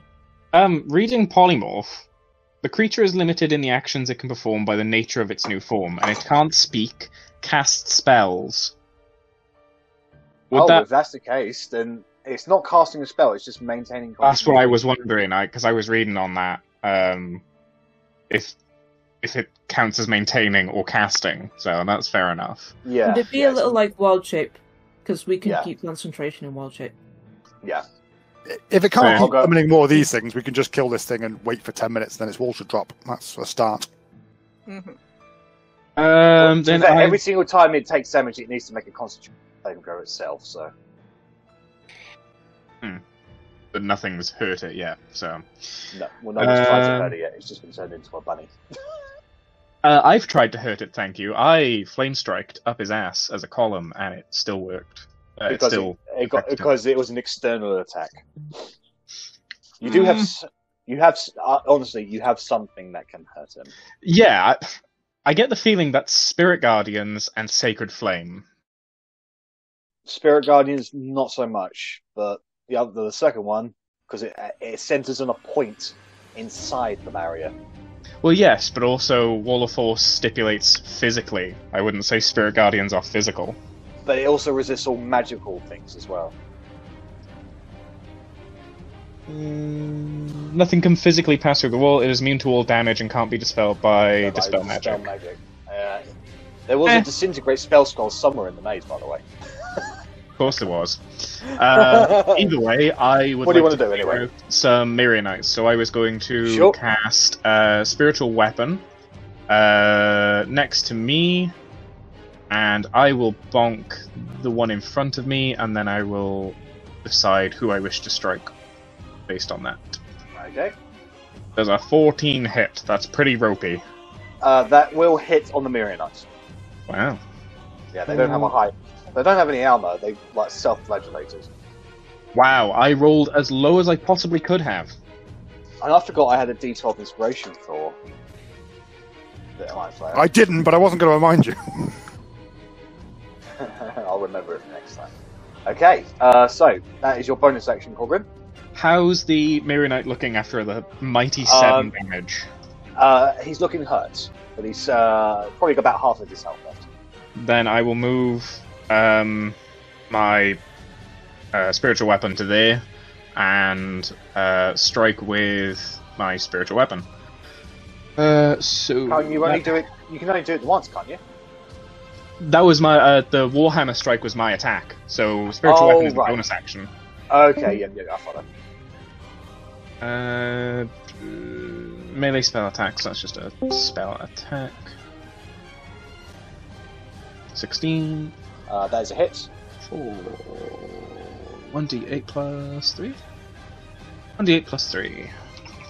Were you taking that guy up there? The one next to me, the one I've just attacked. No, So it would be this one. No worries. So that's another 9 points of damage.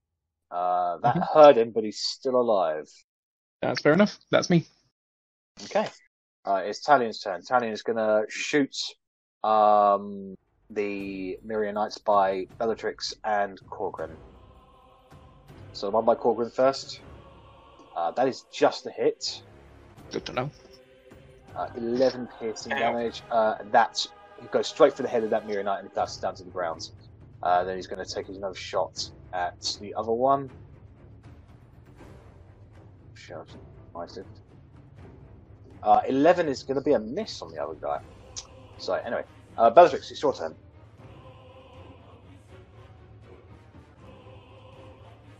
Bellatrix will be doing nothing. Bellatrix is comatose. Oh yeah. Oh, it was muted. Yeah, I was going to say I can't do anything. Otti, it is your turn. I wouldn't have seen anything going on with Bella. I would have been too busy up here. So then technically that Myrianite would have had advantage. Natural 20. What's attacking Bella and why? The Myrianites would have had advantage because she's stunned. It wasn't attacking me, was it? It didn't attack Oh. me. No, what am I thinking of? I was like, no. Thank you for Pay no wasting a nat 20. Yeah, pay no attention to me. I thought I was literally just a Myrianite. Anyway, Otti, you're up. I'd attack the one next to me with hard twice. Okay, attack roll.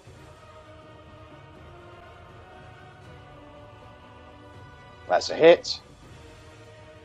Yeah, I'm going to keep that. 'Cause I can't change that. And that is also a hit. Just keeping that.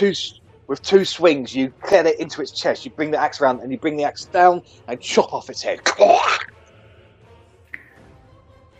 Perfect. And that's the point I'll probably look around and see the other one and realise that Bella's not doing great. Yeah. So stand next to this guy and Okay. run at this guy. All right, it is Arabella's turn. Okay.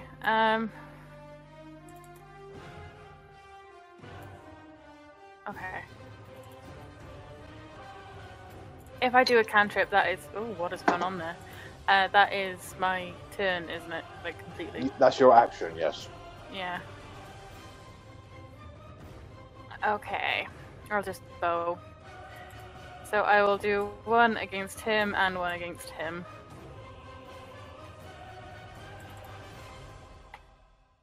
Make your attack rolls. That's a hit. This, the guy by Bellatrix is definitely hurt, but he's still standing, just about. And the guy at the top, that is also a hit. You hit him straight in the chest, and he falls down to one leg. That is me. Okay. This is a Mirror Knight's turn. So, this guy is going to attack Bellatrix at advantage. Is there nothing I can do? I can't jump in the way or anything. No, sorry. God damn it! 23. You don't need to make a save because you are already stunned or paralyzed or whatever. So that's 9 slashing damage against Bellatrix. And then this guy's coming straight towards you, Arrabella, with the last of his strength. It's going to claw you. 17 to hit you. I'm pretty certain that hits. That's 7 slashing damage. You're going to get a con save from you, please. Yeah. You just make it. However, that is their turn. So, Verity, you have a very angry and bunny in front of you. I'm going to try and pick him up. Can I get an opposed it would be an athletics to try and grab him, and he can Which I'm do... proficient in now, thanks to my angel grandmother. That's right. I'm just having a look at his stats for this shit. Okay, so he's got a +3 to this, so he's going to go with acrobatics to try and avoid.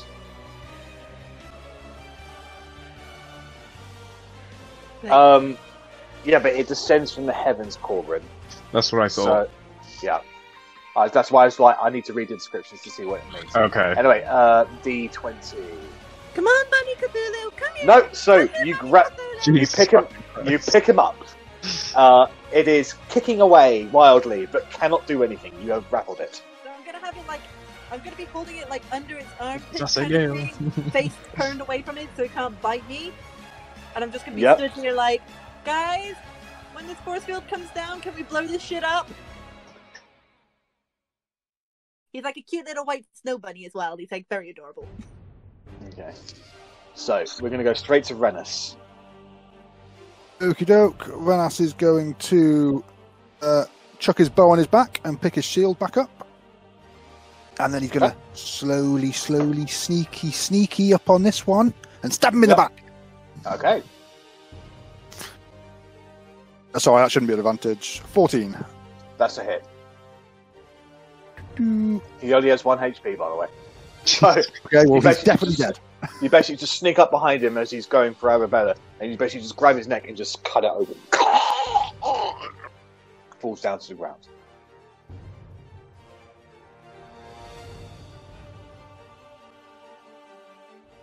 Okay. It is his turn. He's going to attempt to break the grapple.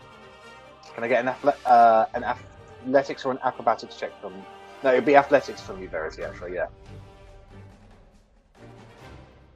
So, +3 to that. 13 from the bunny. Got our sorcerer in a strength contest with a bunny, and it's like we just don't know who's going to win. And it's close. That's the scary thing. It's close. It is able to get away. It is able to get away from your grip for now. So it is. It reaches down, and it is. Or if it's worth it, I could just pick him up again. Like On your next turn, yeah. Can I just like? Would I know if he'd be able to get out of the barrier? Like, is there a thing where a barrier? No, he would have to drop the barrier in order to get out. Okay, so yeah, I'm just gonna let him hop around. I'm just gonna be chasing this rabbit around. Okay. Around a 15-foot corridor. Korgrin, it's your turn. Come on. I will move my spiritual weapon over close enough. It's only got 20-foot move, but 20 foot is enough. And I'll strike with that first to attack the Mirror Knight. Yep. Ba-da-ba-ba-da-ba. It's just a hit. 1d8 plus 3. 1 point of damage. The blade comes down and cuts the creature into, and it crashes down to the ground. And correct me if I'm wrong, we did have a scroll of greater restoration. You should do, yes. Could I acquire that? Yeah, I believe it will be an OT thing. So at That's this what I was point, wondering, because right now I don't know where OT is. I think she's in the mess of the dead bodies, but OT is there. So, Streamer can see us both, but I'm underneath the body on Ellie's, and Ellie's underneath the body on mine. if I bring you to the front, there you go. Hi, I'm under the dead body. I wouldn't don't know where recommend you it were. very often. Yeah. Okay, so Rummage through the bag of holding.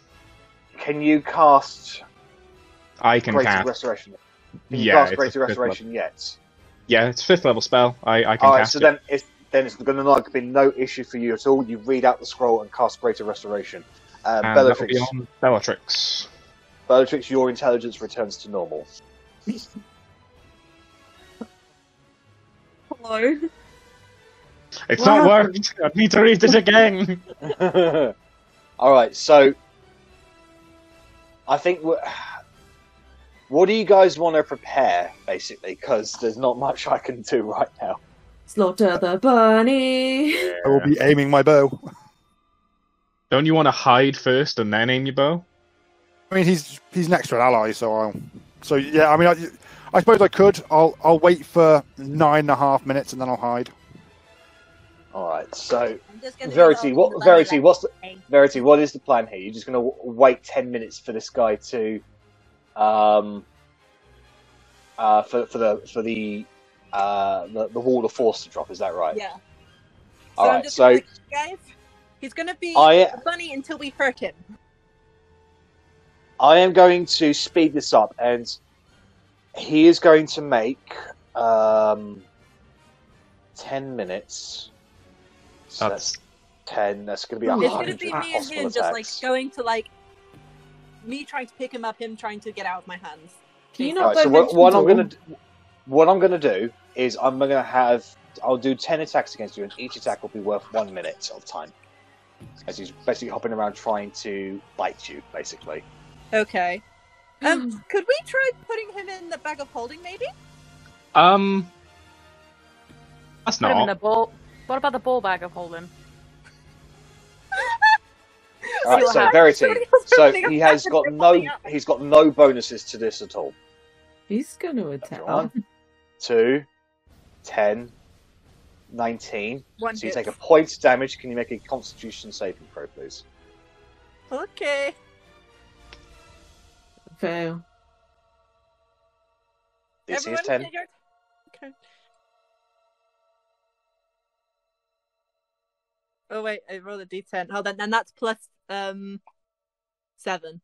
Yeah, so that's not an issue. All right, so 5. All right, another point of damage. Can you? That's good. All right, so that's 5, 6, This is rough. 13. He's really nippy, guys. Yeah. So 13. I'm 14 armor class. All right. So that was 1, 2, 3, 4, 5, 6. Was that 6 or 7? 2, 3, 4. 1, 2, 6. 3, 4, 5, 6. 6. Right, so 7, 15. 7. So it's another point of damage. Can you make another Constitution saving throw? Again, I have my inspiration just in case. Yep. So you're good. All right. So it's 7. So it's 8, 9. I'm very focused on like just trying to hug this rabbit. It's Would it quite be a humorous avoid? Would it be display. avoid the rabbit at this point so you don't get bitten? 10, the last one. They're going to get another Constitution saving throw. That's another point of damage. Okay. All right. So Yes. at that point, Jesus fucking Christ. the spell of Wall of Force fails. That will activate everybody else's actions. If you had anything held, what would you like to do at this point? Beat the shit out of the fucking rabbit.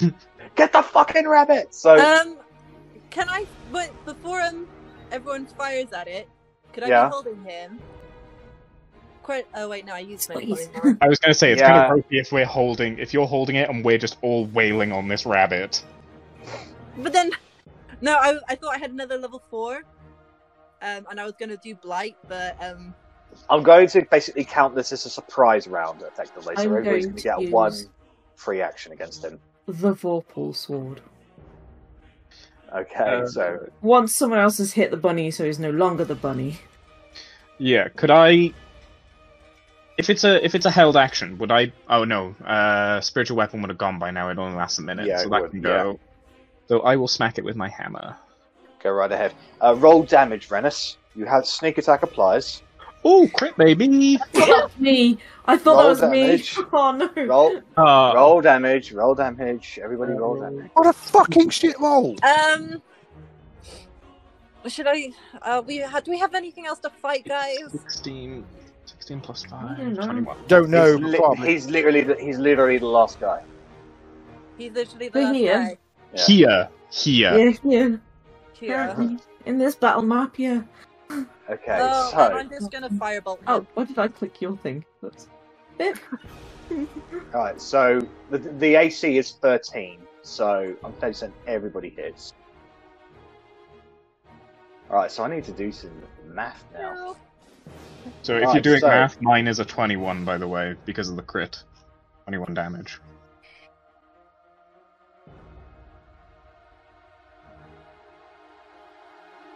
I was You too get busy two trying both to our run attacks away. or just one attack? Well, Talion did both attacks, so you should get Oh, okay. your extra attacks. I should also do 2. I was hoping for a crit. I want to chop his Switching head to the crit. off. Jack can't be heard. I like that he waves. He acknowledges our wave with a wave. Yeah. Yeah, that rabbit's dead. Cool. I don't think it'd really matter. I think we just carry on hitting it. But how dead is the thing it turns into after the rabbit? As in, like, it will die as a rabbit, and it will then turn back into its illithid form.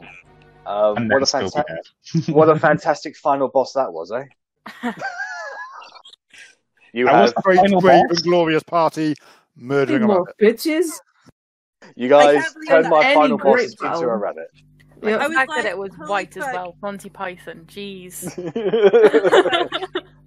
Apparently it had the blood to match after all those bites. Yeah. I know.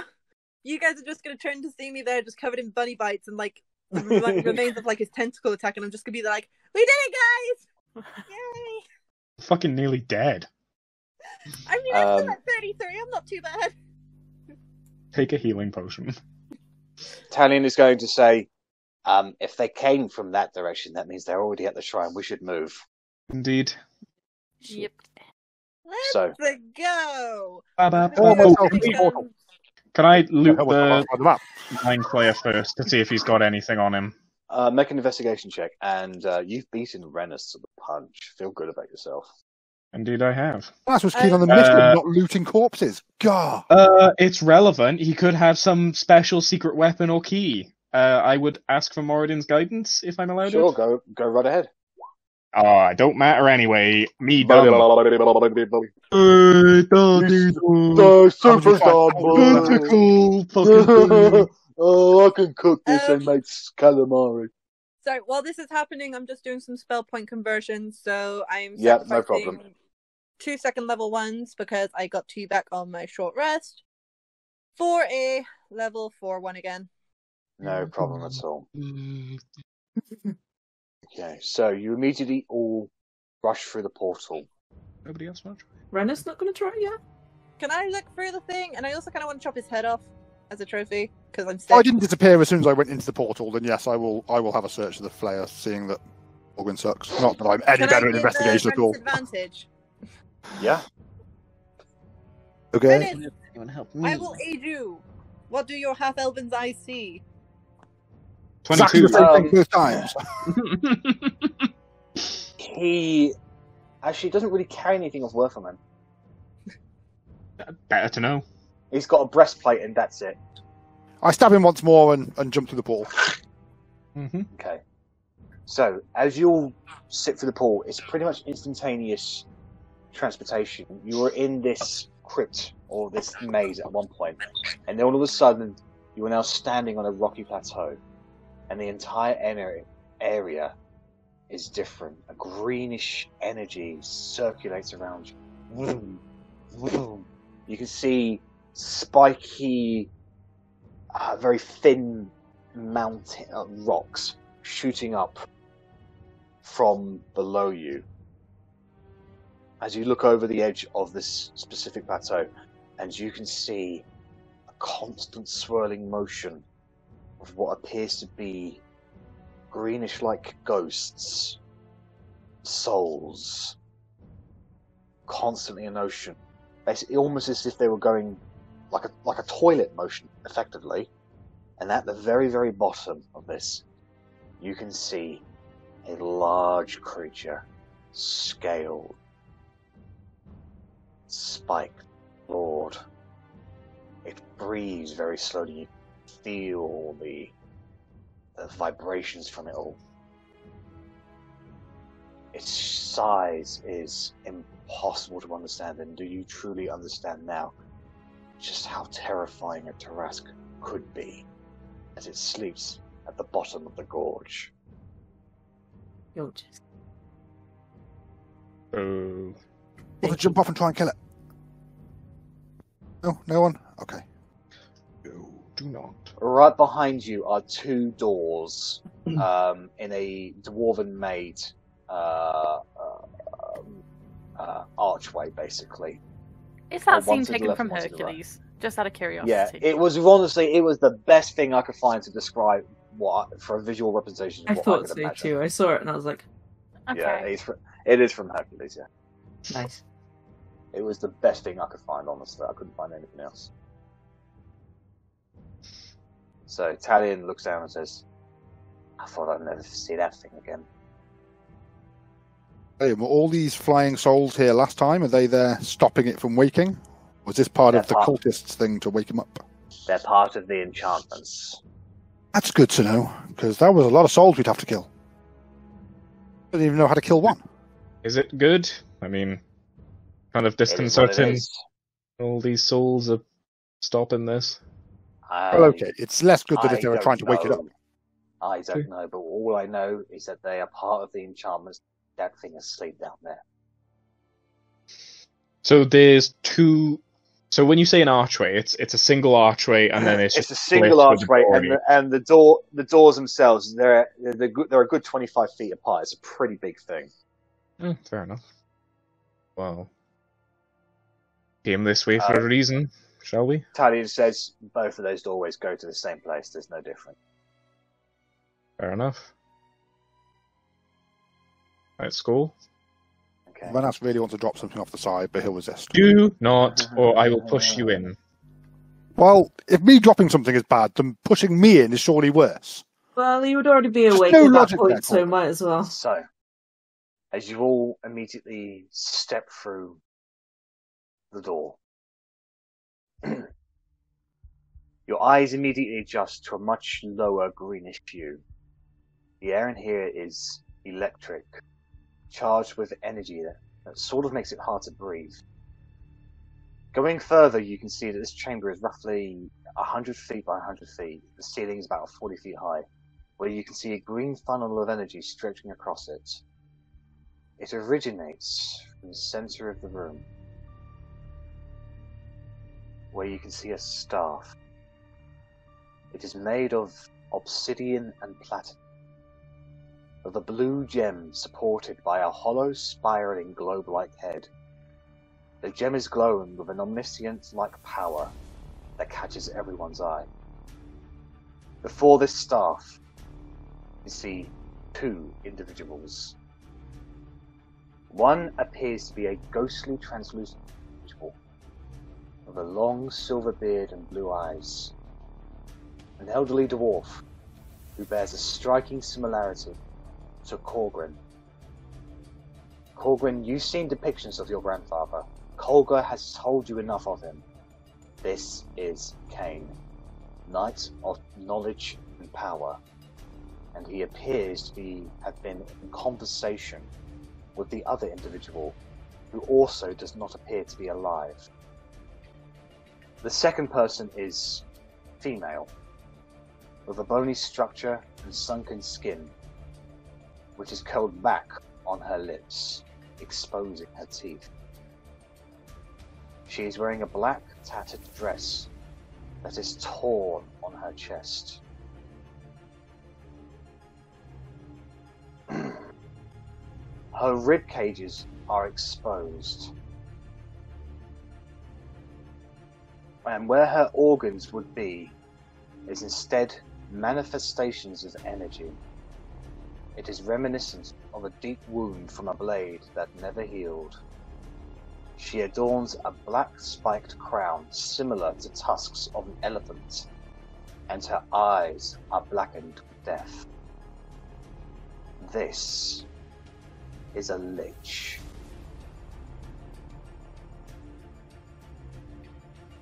Ah, we have visitors, I see. Lady, listen to me.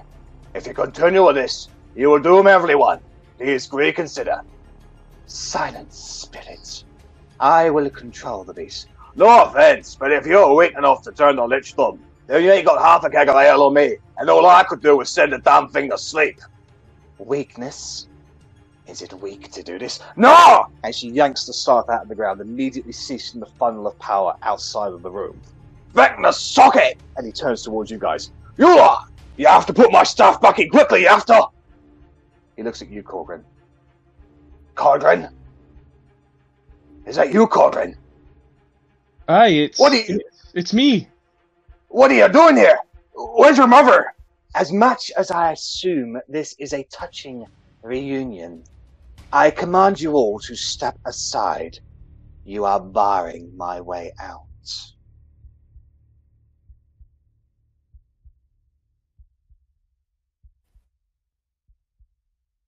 None of us appear to be moving. I step forward and say, the only thing I'm doing is returning that staff to where you just picked it up from. Pathetic mortal. You know not the powers of which you speak. And you're simply playing at a game you don't understand.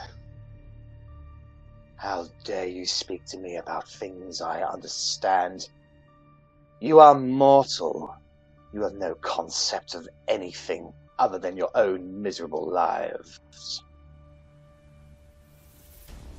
Ironic, no, coming from a lich seeking to preserve their own.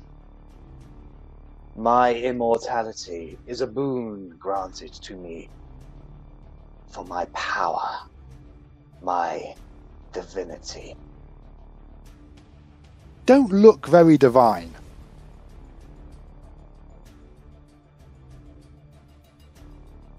She looks at you, Rennas. And I suppose you're the expert in what divine is, do you, huh? Elf? I mean, elves are pretty fucking divine. The closest thing to a mortal amongst the mortal folk. As I explained to this spirit, I will take this staff and bend it to my will, my very life force, and then all shall bow before me. As Korgrin explained to you, putting that fucking staff back where you found it. I'd like to see you try.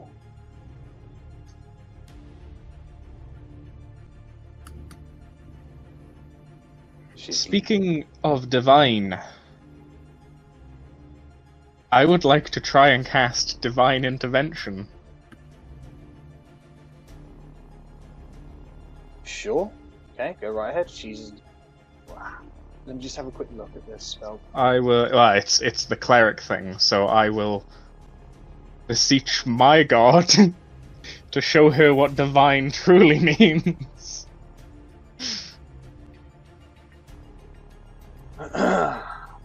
Okay. Please roll a percentile dice.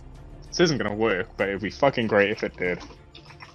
So you Not a need good to ratio roll. of chance, but no. So that's not going to do it. No, That's not it's gonna gotta be do it. under 10, and that's it. That's. Well, fuck. Would have been cool if it worked.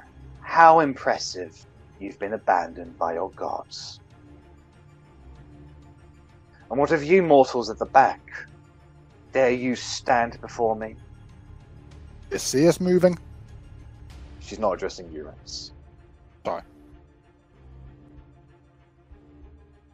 Who is she Do talking you want me to squat or I something? don't I don't know.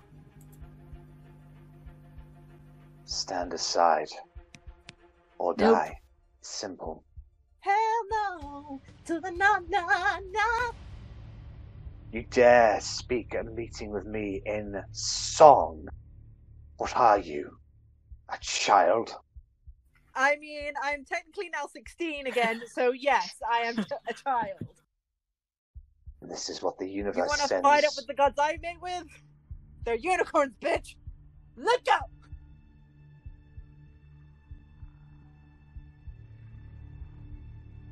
You, short one. You dare stand before me? She is standing. I know it doesn't look like it, but she's definitely standing.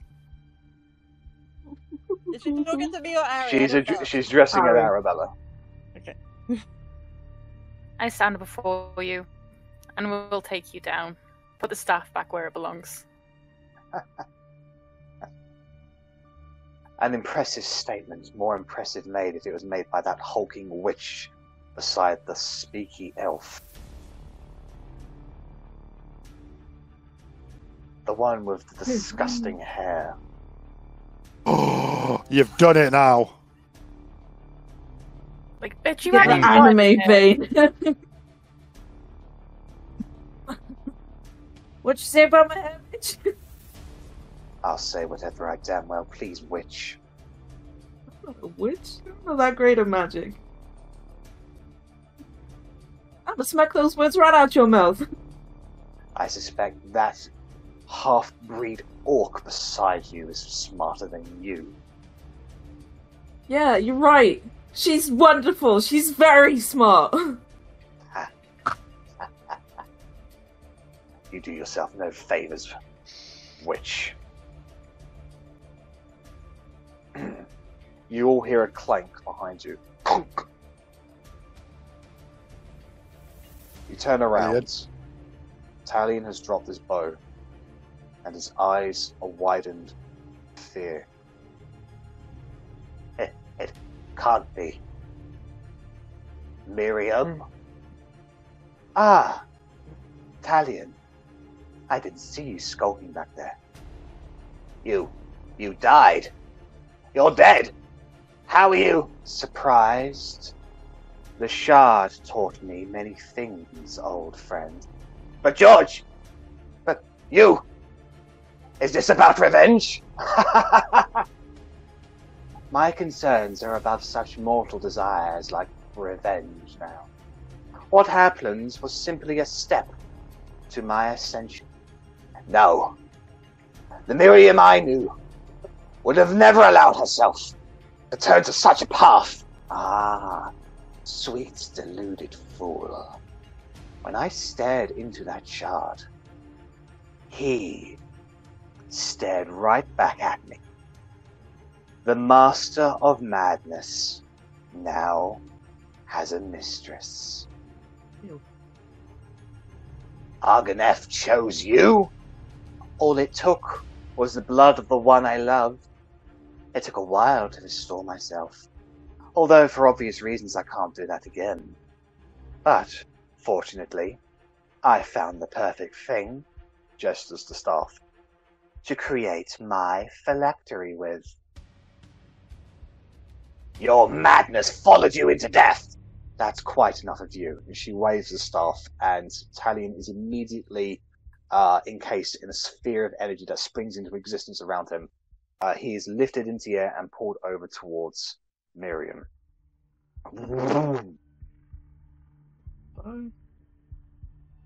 He's basically hitting on the inside of the sphere at the moment. He's stuck there. The oath bow is still on the floor, where he once was. No, let him go. Don't kill Talion.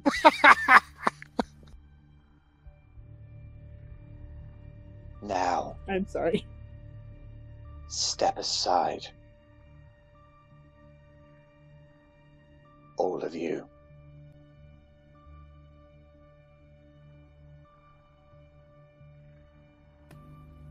We haven't changed our mind. Like, Nope. I think we're all watching Korgrin and seeing what he does and follow in his steps. No pressure. No pressure, indeed. I'll knock an arrow, ready to go. Well, same. once more into the fray. As long as you're all beside me. I You grow always seem weary of to this pointlessness. Your words are hollow and useless, as are your lives. I will take this staff, tame the beast, and create my phylactery with this relic. Hollow And and useless. Name of your sex tape. She glares at you, Verity. I will offer your souls as the first sacrifice to my new role. And around her immediately explodes with a greenish-like energy. Can I get initiative from everybody, please?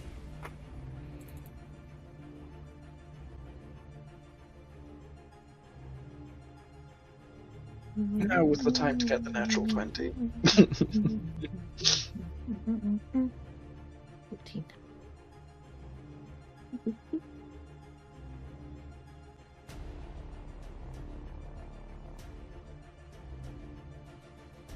Okay. Alright, is everybody on there? Is everybody on the tracker? Yeah. Talion isn't, but he is encased in the orb. He is so. encased in the orb. He is unable to do anything at this juncture. Yeah. No worries. Okay. So as the energy springs forth from around her, you all draw your weapons and move into battle. Also, Rennas. did I have a potion on the way to this? Yeah, of course. Rennas, you're up first. Okie doke. Rennas is just gonna short and sweet shoot the bow that he knocked. Gonna try and be cocky without advantage. I would have done so as well. I would have had a potion on the way. That's what happens when you try to be cocky. You pull back on the string. Can you roll a d4 for me, please?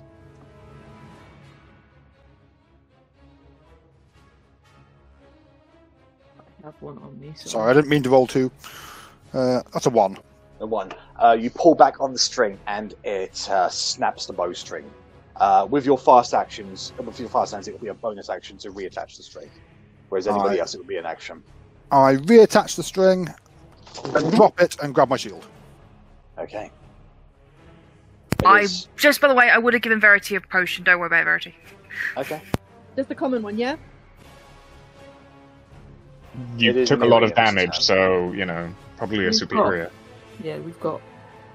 We're out of graters, but we do still have a superior if you want to. Yeah, take one out of mine. Have a superior. 8d4 plus 8. It is Miriam's turn. Miriam stares around at all of you. You pointlessly fight. Do you not realize what you face is? And she stares at Verity. Death! And she's going to cast a 9th level spell slot. Shit. Okay! Fuck it, might as well counterspell just in case. Like. Do you want to cast counterspell? I feel like with the spell she's potentially using, I might need to. You let me know now. It'll have to be a contest, but yeah, counterspell. Fuck it. What level? 3. She's going to counterspell yours at level 3 as well. With her reaction. Bye, guys. She casts Power Word Kill. There it I'm is. dead. Fuck. permadeath. Verity is immediately struck with energies, and you see the light instantly leave her eyes, and she drops down to the ground, dead. And Miriam just smiles as she starts hovering away over here. Verity's dead. Bellatrix, it's your turn.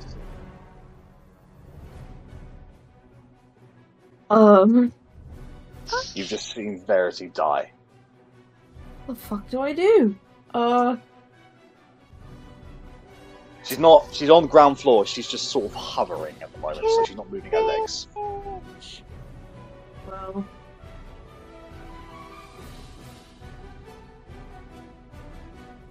It's just, yeah, whatever, I can get in range. Vorpal sword. Okay. Make an attack roll. Bonus action rage. Sure. Oh, Fuck, you kidding me? nice. Because she can cast legendary actions that will not cut her head off. So she will take the extra damage. Hey, fuck. Look at all them. Remember, Vorpal sword. Vorpal sword, it does the things. Where's the Vorpal sword? Where is it? Where is it? Where is it? That's very nice. How much is that? I can't remember how much. An extra 68? So I'll roll normal damage. I'm assuming the 20 hits as well. The 20 will hit, yes. Yeah. Okay, so that's 20. That's the crit. And then...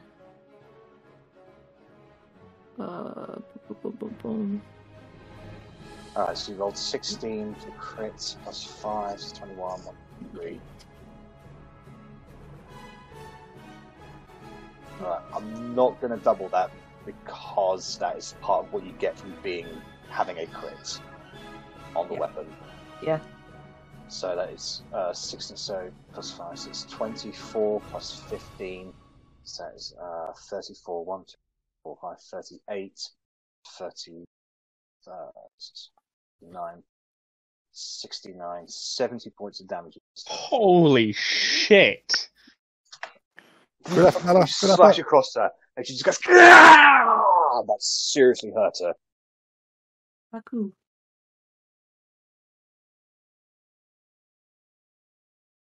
Alright, is that your turn, Bellatrix?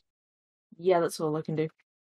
Alright, so at the end of your turn, she is going to cast she's going to do a legendary action of Disrupt Life. Can everybody make a Constitution saving throw?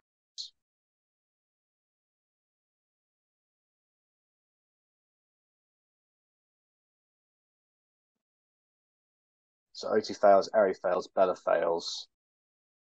Rennas? Did press mine. I'll press it again. For fuck's sake. I bet the one that disappeared into the void was an at 20.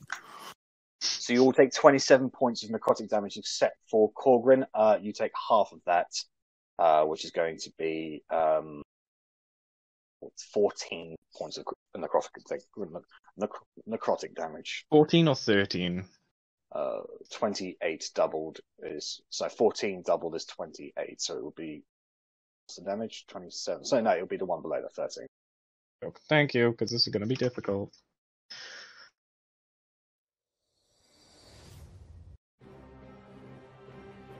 Okay. So that brings us down to Korgrin's turn.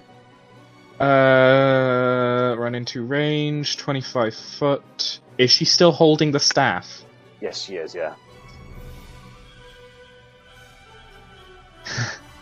Can I run at her and shouting, "You take what does not belong to you!" and try and rip it from her grasp? Ooh.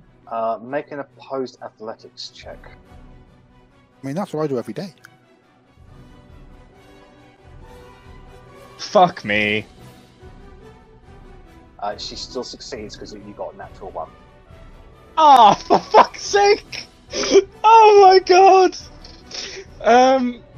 So you try to grab her, however, she just blasts you away with her own energy.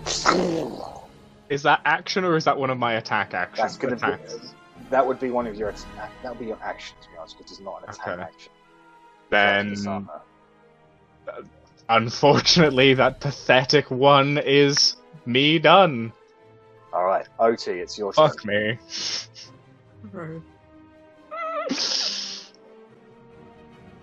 Okay, I can just get over there. I'm going to shout at Arri and be like, stay with Verity. And go over there and rage and smack her with Hud and say, Hud sends his regards! Montage. Nice. Nice. Come on. That is a hit. And again, advantage. Just Advantage, raging. Oh, I have an advantage, and I can re-roll that as well, because that's a 1. Margaret? No. That's less. Okay, that's cool. And I'm just going to re-roll that. That's better. And hit her again. So that's 13 slashing Oh, damage. shit. And another 14. So yeah, and then another 14. Okay, no worries. So you strike into her twice, and you can see greenish energy sort of emanate from the wound. Green flame kind of bursts out from her. She didn't like that. Alright, that's your turn. Okay, Arrabella, it's your turn. Your sister has just died beside you. Yep. Shit. So I'm gonna go back. I'm gonna kneel down. Gonna pick up her head and go, Verity.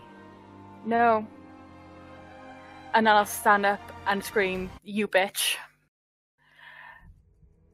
And yeah, shoot my arrow at her, although it'll do no effect on her because she is undead.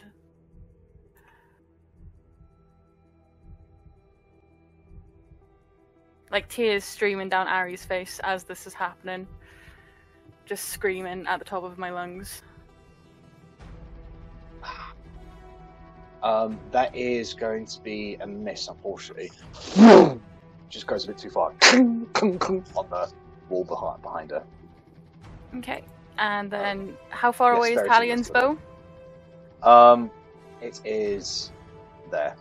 Okay, I'm gonna go and grab it. Okay. So it is considered a magical longbow. It you have to attune to it in order to activate its proper function, but you can still use it. Alright. So, Rennas, it is your turn. Okie doke. So Rennas is going to bend down, throw the bow on his back. And then he is going to... I don't think I can... Yeah, so he's going to have to bonus action dash down to there. Yep. He's going to say, Korgrin, can you not help Verity? And then he is going to take a stab at Leech Girl. Okay. You motherfucking leech. 23. That is a hit, yes.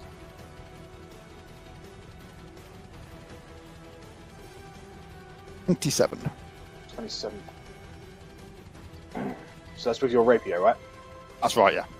Alright, so you reach forward and pierce her, and you get the feeling that it has no effect on her at all. Figured as much. But no effect. Oh, I didn't figure that. Okay, fuck. Alright, so it is now her turn. Now search.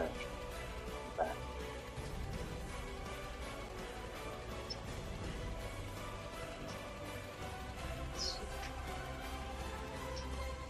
I got a lot of things I can do.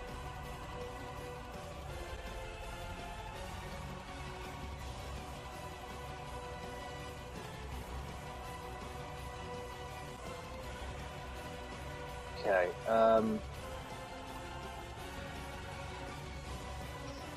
she looks at you, Bellatrix. She says, disgusting witch! See what you can do without your mind! And her words create another energy that bursts forth from her. That overwhelms your mind, leaving you completely dumbfounded. You are stunned. She uses her 8th level spell slot to cast Power Word Stun. Okay. Well then. And then that is...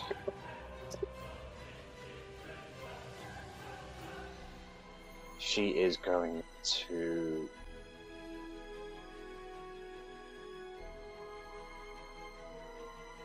That's a very good question. What is that? No, it's an action. She's not doing that. My apologies.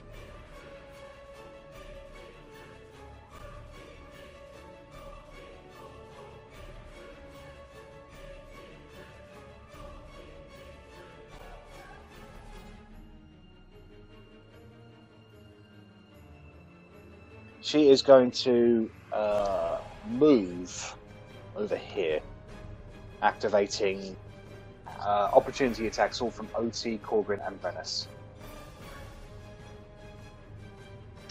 Couldn't that have been the grapple? Oh, dude. Your Warhammer, is it magical? It is. Are they Plus still at one. advantage from Bella's thing or not? Bella's rage? No, she's stunned. No, not She's no Oh, of course she stunned. is, yeah, okay, fine. I will try with Lorandir's Silver Dagger. That is a hit, however, Loranda's Silver Dagger is not a magical item, therefore has no effect upon her. Oh, good, at the game, I'm 106. fucking useless. Wait, The Warhammer hate hits. and magic. Roll 2d8 plus 5. So that is 12 plus 5. 12, 24 plus 5, 29. Okay, so you smack into her as she's withdrawing away. However, she is just bounding the energy around herself at the moment. And she will move 15 feet up. Alright, Verity is dead. Bellatrix, you are stunned. Can you please repeat your saving throw, please? Yeah. Is it no? So it's going to be a Constitution saving throw. She didn't make one to begin with. No, It because didn't. Power Word Stun just It just happens. does it. You have to do them. Yeah. Shit. However, you are able to shake off the effect upon yourself. Fuck you, bitch. So you're no longer stunned, but that is the end of your turn. Korgrin, it's your turn. Well, she's 15 foot up, so I can no longer do anything. At the end of her, at the end of Bellatrix's turn, she's going to, no. She's going to cast a legendary action, one cantrip. She cast Ray of Frost at Rennas. 18 to hit you. It is a miss. 18 is a miss, is it? AC of 19 now, with my shield. Ooh, okay. Alright, Korgrin, it's your turn. With not much else I can do, and Rennas' words spurring me on, I will run back to Verity, because I was there to begin with anyway, and I will cast Revivify. So, One moment. sure.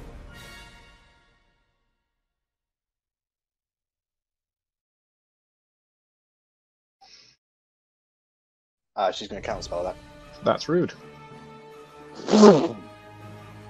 So, takes no effect. At what level? Third. Which is equal That's the to, roll. I thought Revivify was 5th, sorry. no, that's Ray's dead. my bad. Revivify is third, but I don't know if it's a tie it has to, or if it's a tie it meets it. No. If counterspell, if you cast a third level It says spell, there, third counterspell level or is a lower. third level. Yeah. Yeah, I see it there. That's fair enough. So I assume spell components are still consumed? Yes, they are. Shit. Okie dokie, that's me done. Actually, no, fuck it. Bonus action, I will summon Spiritual Weapon up her ass and hit her. Spell attack. There's a 17 hit. That is just a hit. Oof, good to know. D8 plus 3 for 6 mighty damage. So the spiritual weapon comes out, boom, and scratches her across the back. Oh, she looks angry from that. Okay, Otti, it's your turn.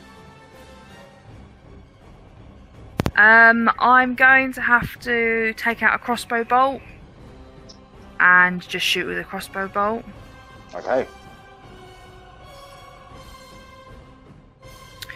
Where is the crossbow bolt? There.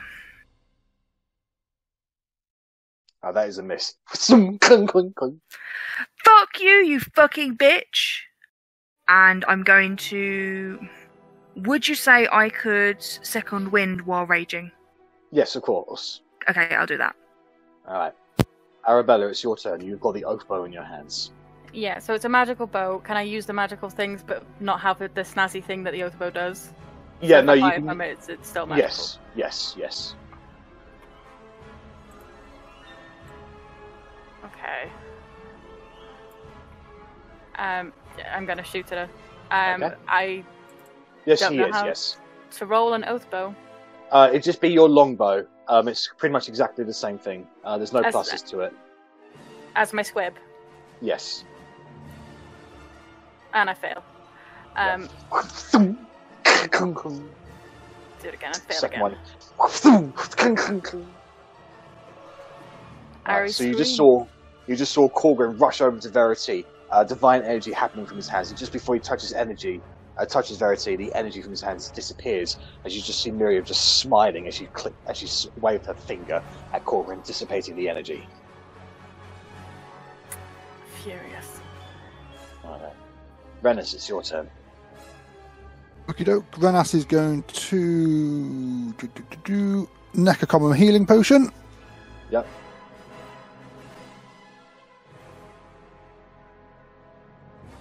For 9 hit points. And then he is going to run over to Talion and swing at the barrier with his rapier. Make an attack roll.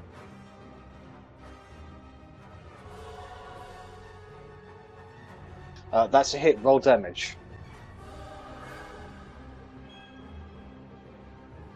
Arri ignore sneak attack, so you can have 6 damage. Wow. So as you as you shove your rapier into the orb itself, you see a very small little tink in the energy that happens, and then the energy blasts out backwards. Can you make a strength saving throw, please?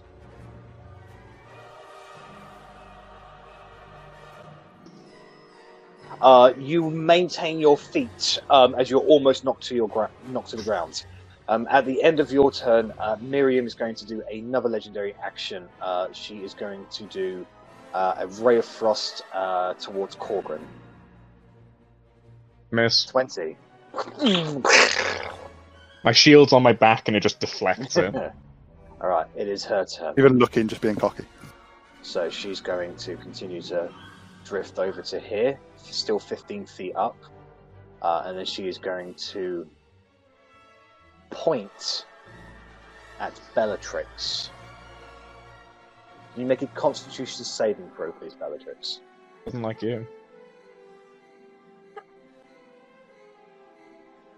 You just make the save, so you are going to be taking half damage on this one as she casts Finger of Death at you.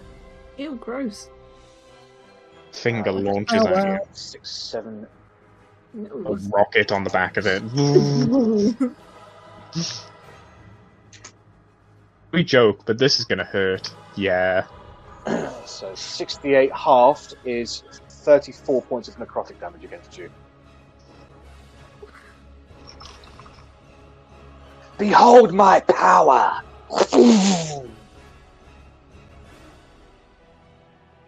Alright, that is going to be her turn. Alright, Verity is dead. Bellatrix, it's your turn. I'll take a couple steps forward, just to be close enough. And I guess all I can fucking do is ring the alarm. Okay. Oh, I've got spells. Nah, fuck it. That's a hit. Okay. Yes, I do have to remind you you're dead every round. 10 points of damage against her. Okay. So, boom, you clack her on the headdress. Guessing 15 misses. 15 will miss, yes. She just drifts out of the way. Okay. Korgrin, it's your turn. No, it doesn't. Good to know. Well, I don't want to revivify again and have that cancelled. I will look over to Kane's spirit and I will just plead. Is there nothing you can do? This is your I am not domain. physical. There's nothing I can do. You have to defeat her yourself. My sword follows her for 10 foot of movement. Yep. And at the very least, it strikes as a bonus action. Yep. That's a miss. Nope. She It tried. Away.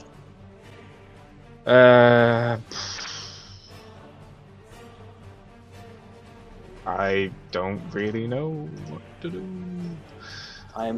You can move on the other side of Verity and you'll be outside of counterspell's range. But if you went there, I can't get you a counterspell.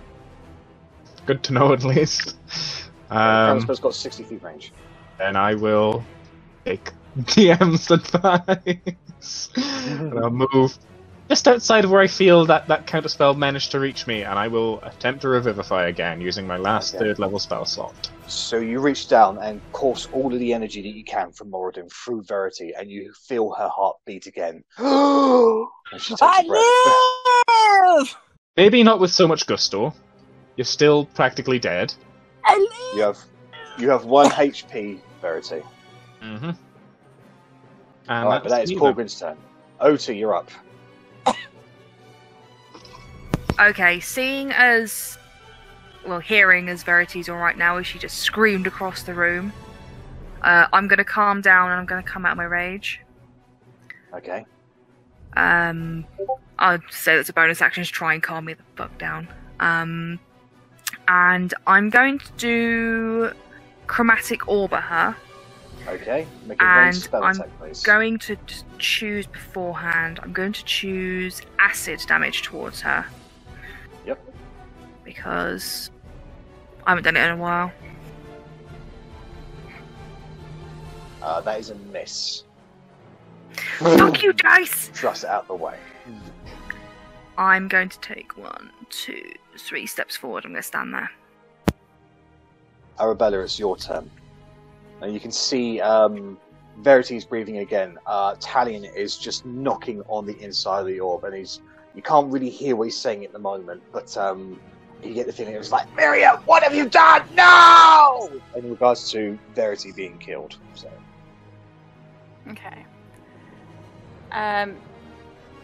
It was Is there all any way your fault, Talia. of me breaking the orb? Or no? I don't know. Up to you.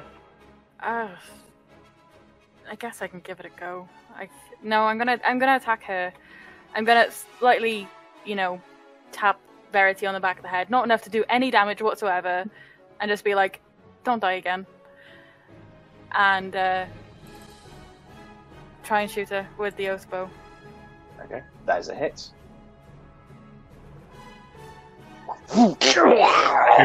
Is there a certain mark you want to do first, maybe? Yeah, I was just about to say it. Hunter's mark, please. Okay. So she is Hunter's marked. The second attack will hit, but she's going to cast Shield in reaction. Okay. So that makes it so her shield appears before her and splinters the arrow away. That's nice. She can't counterspell now. Bitch. I'm gonna action surge. Alrighty then. Do I get 2 attacks again? I do, don't I? Yes, you do. Yeah. This is sweet. Okay, I won't complain about that. That hits. So you rolled 10, 13, 10, 23 points of damage against her.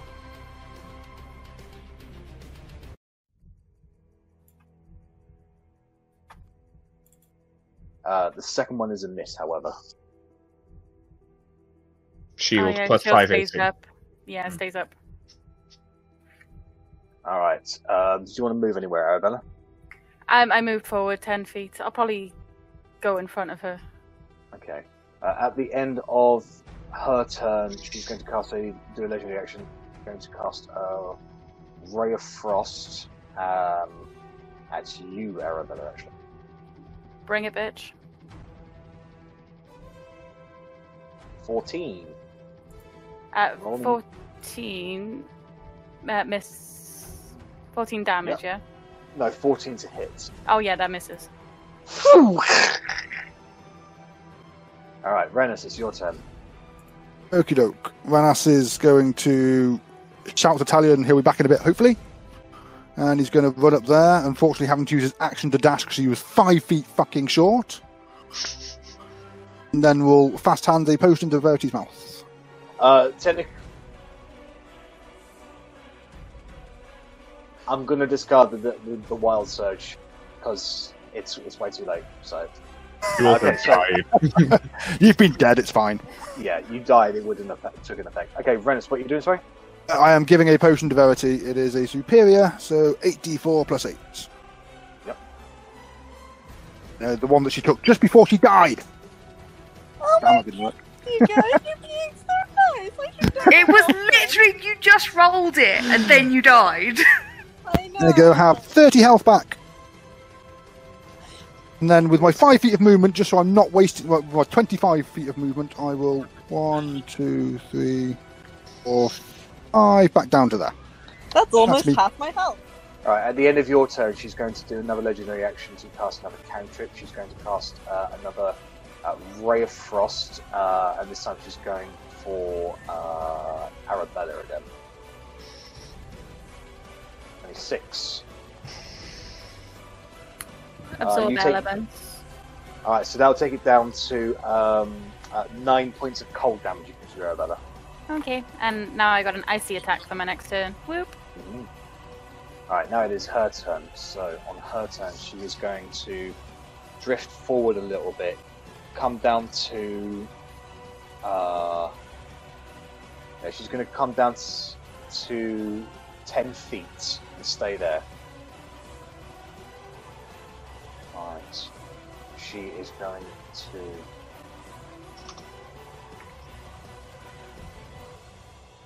She's going to point at Otti, and a thin green ray springs from her pointed finger to cast Disintegrate at you. There it is. Doesn't sound very double. So that should be an attack roll. 72 to hit. Oh wait, no, that is a dexterity saving throw from you. My apologies. Wow. I've added it onto the sheet, so hopefully it puts the 2 on there, but I can't. I've got to check it. Yeah, it's put it on there. 15. That is a failure. Advantage because barbarian. Shit, advantage because barbarian. It didn't help. Wow. Oh fuck. So Otti is hit with this green ray, and you see her veins going green, and her body begins dropping into dust. No. It does That drop is me the- to 0 hit points. 1 hit point, because yeah, I'm an orc. Yep. I will allow it. So you met just through sheer force of will, you resist the worst effects of the spell that would have killed you. However, you maintain control of your body just through sheer rage. And that is the end of her turn. Verity, it's your turn. I'm gonna. Okay, wait, can you hear me? Yep. Okay. So I'm gonna stand up. Be like, huh. Wish I was still kind of dead, but that's okay. And then I'm gonna like be gauging the situation. So it's like we're gonna have to do magic radiant shit her, right? I don't know. I mean, I don't think liches are particularly vulnerable to radiant, but I don't know. Magic, yes, at least. Do magic. Then I'm gonna do a guiding bolt We'll do it at... One sec, let me check what slots I have. Do it at level 1 for now. Level 1. Okay, make an attack roll.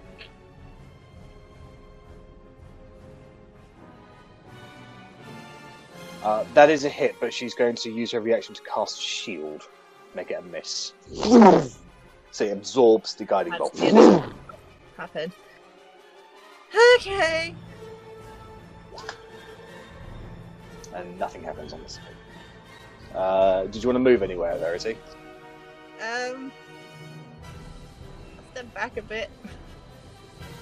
My whole 15 movement. At the end of your turn, she is going to use a legendary action. And this is going to affect Otti and Bellatrix. She's using her frightening gaze. Can you make wisdom saving throws, please? Yeah. The DC is 18. Wisdom, yeah? Yes, please. You are both frightened of Miriam, the Mistress of Madness. Right. Okay, Bellatrix, it's your turn. You cannot get any closer to her. That's hilarious. Stop it. That's very homophobic of her. Still attack her and stuff like that. I just can't move towards her. Yeah, you'd have disadvantage, as you had disadvantage so long as you can see the thing that you are frightened of. Okay, well, I'm going to be casting a spell anyway. I'm going to cast Moonbeam. At 3rd level. Okay, so that's a dexterity saving throw from her, is that right? Constitution. 21 to save. Yeah, that saves, so she takes half 3d10. What type of damage is it? It is... Where'd it go? Radiant. Alright, so a beam of light starts shooting downward. She maintains her composure a little bit, but you can see she's becoming a little sluggish. Okay. Anything else you want to do? That's me done, yeah. Alright, Korgrin, it's your turn.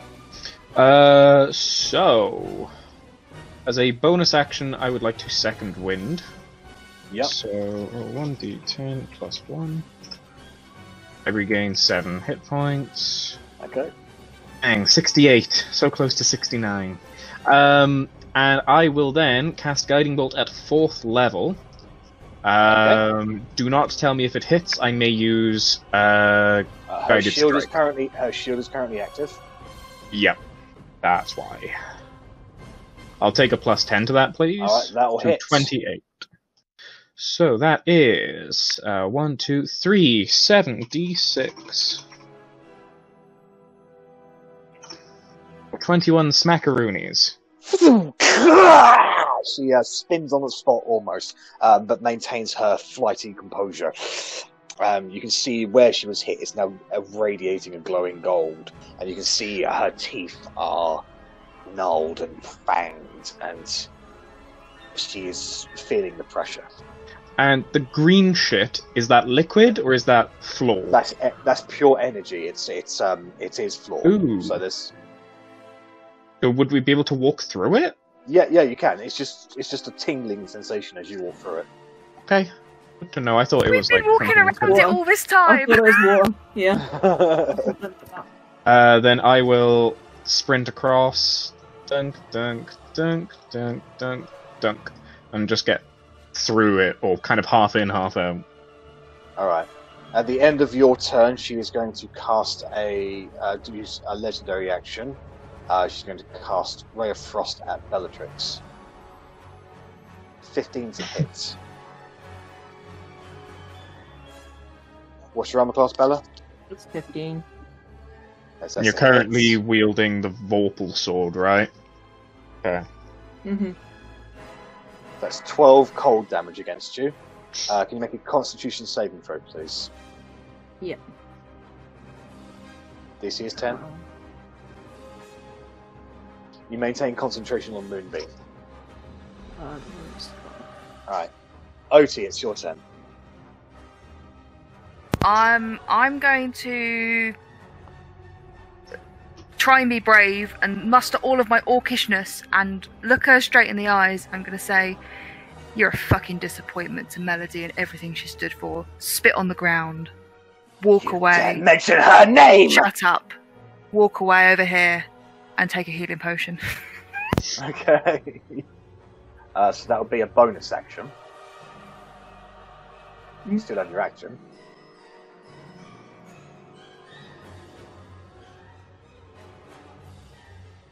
Otti? She's just typing the potion and failing.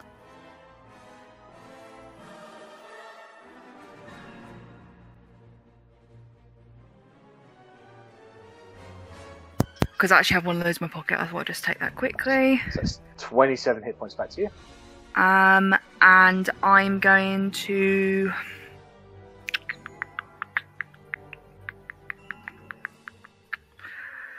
I can't really do a lot. I'm going to do blur on myself. Alrighty then. So you start shifting on the spots, energy coursing through you. You become blurry. Alright, that's your turn. Arri, it's your turn. I am going to try and shoot her again. Sure. Because I can't think of anything else that I could do. I just don't know what to do with myself.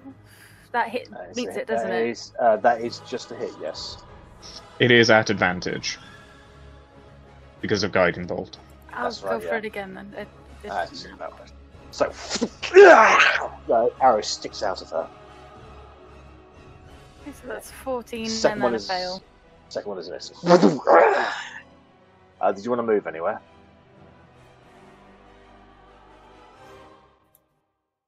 Again, I'm protective, so I'll move back a bit. Rennas, it's your turn. So Rennas is going to take a step down here and chuck a healing potion down Bella's gob. Some shit amount of health, Bella. Thanks. And then I'm going to move over here. Excuse me, Kane, don't mind me just walking through you. And I'm going to take another swing at the barrier holding Talion. Alright, make an attack roll, please.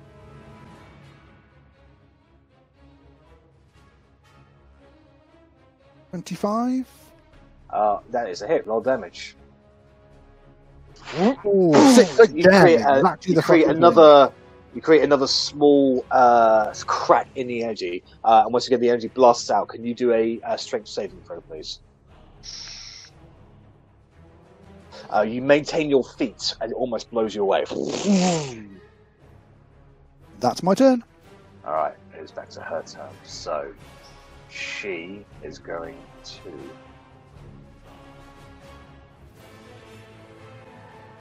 She's going to cast Fireball at 5th level. And she's going over to Verity and Arrabella.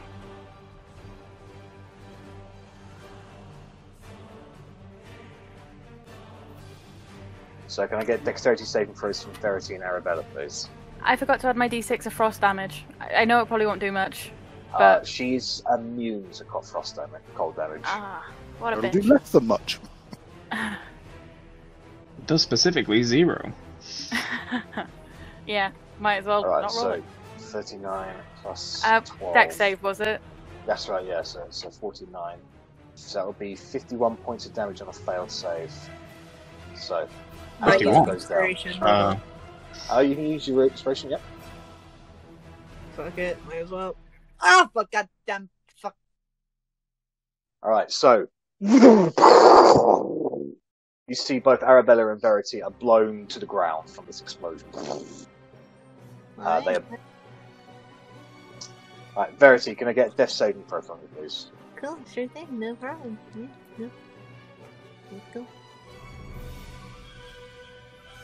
That is one success. Alright, Bellatrix, it's your turn. Am I not allowed to say absorb elements? Yeah, of course. Didn't hear you say it if you said that. No, I didn't do that. Just went straight past me, and I was like, okay. I'm sorry. You can use absorb elements. So that will bring the so it was 51. 20. And that's 25. So you stay on your feet, Arrabella. But you see, Verity has been blown back against the wall. She is scorched. She is weak. She's been through the ringer. Fuck. Okay. Cool. That is my last first level spell slot gone. Righto. Okay, Bellatrix. Okay, she's not moved, has she? No, she hasn't. She's still within 10 feet of you. I mean, I guess then she still just takes the damage from the moonbeam. She's That's still in right. it. So 3d10. Oh, there. And because I haven't had to move it, I can attack her. That's right. So she needs to make a dexterity saving throw, right? Constitution. Constitution. Yeah. What's my DC? What's That your beats DC? it. That beats Yeah. it, yeah. So she only takes 5 points of radiant damage. Right. Because she's 10 feet up, I'm going to pull out the glaive. Yep. Gonna whack her with the glaive. Nope. That is going to be a hit, but she's going to use her reaction to cast shield to make it a miss. Again, anyway. Bang. Ding ding. That is a hit. Nice. So you swing the glaive as much as possible, and you actually get her hand to the point where you slice it to the point where she actually lets go of the staff, and it clunks down to the floor. No! She shouts. Yes.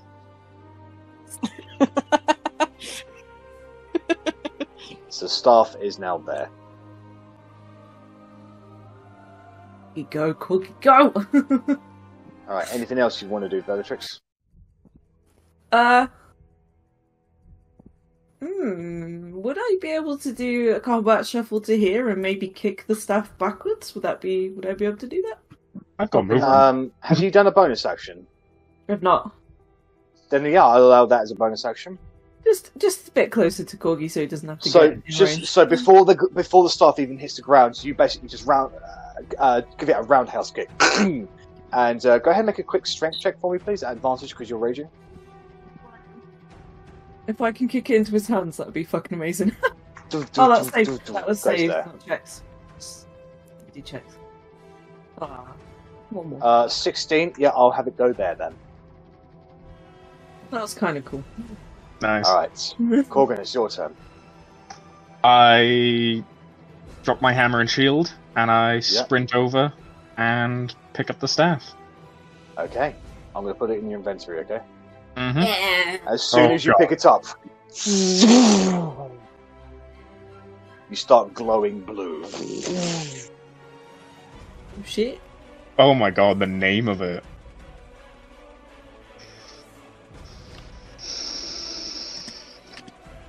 Oh my god. Jesus Christ. I think you might enjoy this read. I love these weapons. They're always so overpowered, it's beautiful.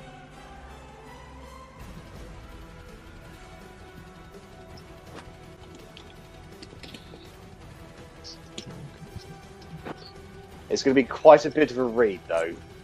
Yeah. Do you want to just do you want to just do the melee was attack gonna of it or something, or? I'm actually about halfway through, but to be fair, oh my god, there's so much. I know, Jesus I know. Christ. Yes, I will run over and do a melee attack then. Okay. If so I can even reach her, she because would is have 10 foot. she would have drifted down by about 5 feet just to try and grab the staff. Okay, so that is roll d20 plus 5 plus my strength of 4 plus Yeah. proficiency. Yeah. Yes. 'cause Yeah, you I'm are- it's a proficient in all weapons. Yeah. Yeah. of You're course. proficient in all weapons because you're a fighter. So. And I will copy that before I roll it, because Bella's advantage. 30 is a hit. 32 is a hit. Okay, so 12. What? What? What? What do we want to go with? Pick a damage We'll go with lightning. Ooh. 46. She's immune. Don't think she is. She is immune to lightning.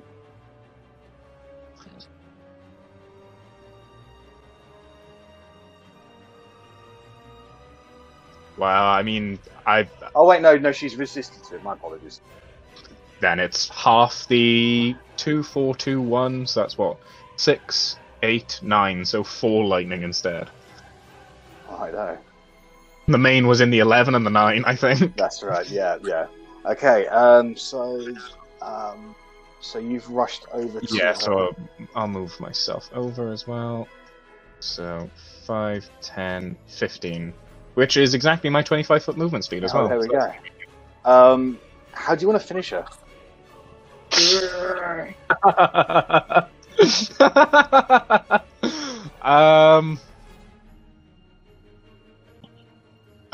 We'll say that the lightning crackles through her and it starts to disintegrate her until finally her body is just dispersed into ash. So as you rush up to her with the Kane's Infinity Staff in hand, you smack her with it, and as soon as it connects, the energy just pours out through her body. She immediately crashes down to the ground as the power flows over her, and she just goes, "No, not yet! I'm waiting far too long for this moment!" And she tries to force herself back up again. "I will not let you stop me! I won't!" And just as she reaches out, she's decaying rapidly. Her body falls down to the ground, and eventually it turns to ash, and nothing remains. Talion is released from his prison.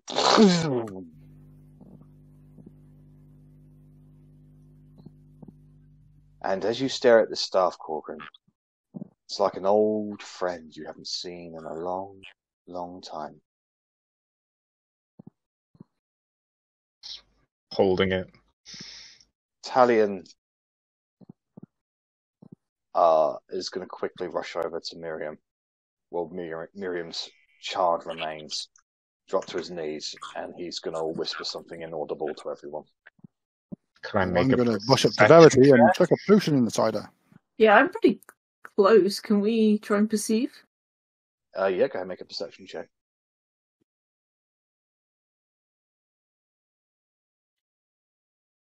I'm too focused on the staff. Bella, he says, "I wish things could have been different. I wish you hadn't gone down this path. I'm not sorry that we had to do this, but I am sorry it had to happen."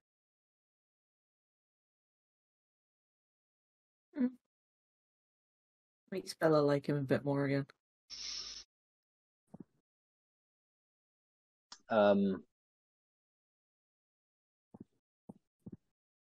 Korgrin. Mm-hmm.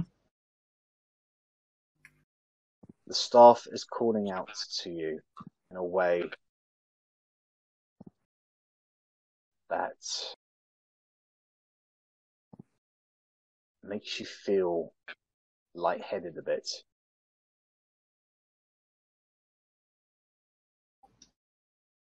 And all of a sudden,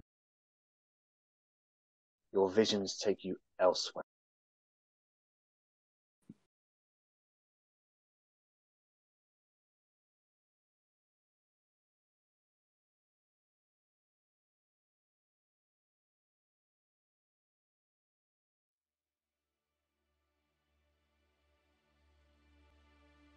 So, around you, you can see endless thin oceans that just goes over your feet. Worlds around you with stars illuminating clouds. And then standing in this waters is Kane. He stares at you with a smile. It all seems to be pulled and pushed by a single force. Cain. My boy. My lad. Welcome to my mind. As you can see, it's a little cluttered. Little bit. Before you tell me anything, Korgrin, know that I do not know what happened to me since I last visited the shrine, and I do not wish to know more than that. I implanted a more up-to-date version of myself every time I came. Now I could use the staff to maintain all the spells I placed on the Trask, and each year I placed more. That lady had spent the better part of several weeks undoing them. All I could do was make it difficult for her. But I digress. I'm assuming I'm dead. I haven't returned in over 30 years. I don't want to tell you. Thank you. But, whilst I have you, Korgrin, tell me about yourself. We've never met, but I know of you. Aye, so, unfortunately, I didn't quite take after you. I didn't quite take after the ways of the wizard, the arcane. I didn't manage to master the weave. Quite a simple lad, but firm in belief of Moradin, but truth be told, I think you're more powerful than him sometimes. I mean, I know he made all, but he didn't make a planetscape inside his own mind. Korgrin, I spent centuries, trying to discover the secrets of everything. What does it all mean? Where is it all going? It took me a long time, and a little help, for me to realize the answers I sought only led to more questions. I would never see the end of it. Meanwhile, real things that truly mattered, I let them go from my life. And they deserved better. My wives deserved better. My children deserved better. Kolgar, bless her, took over my mantle of responsibility for the Colossus's bodies. She was the one child I saw more than any of the others. And even she was a stranger to me, or I her. Well, that's actually what set me off on this path, was looking for her. We found one in the ice caves, the old ruined city of. Bear with me, I do have it somewhere in the back of my mind. Drogan de Mordor. That's the one. Aye, I know the place. Mighty cold place, that. But it wasn't cold when I was there. No? No. It was a vibrant community. Plenty of dwarves and humans working together. Do you of course, know things got a little what happened messy. To Jairus Jakai?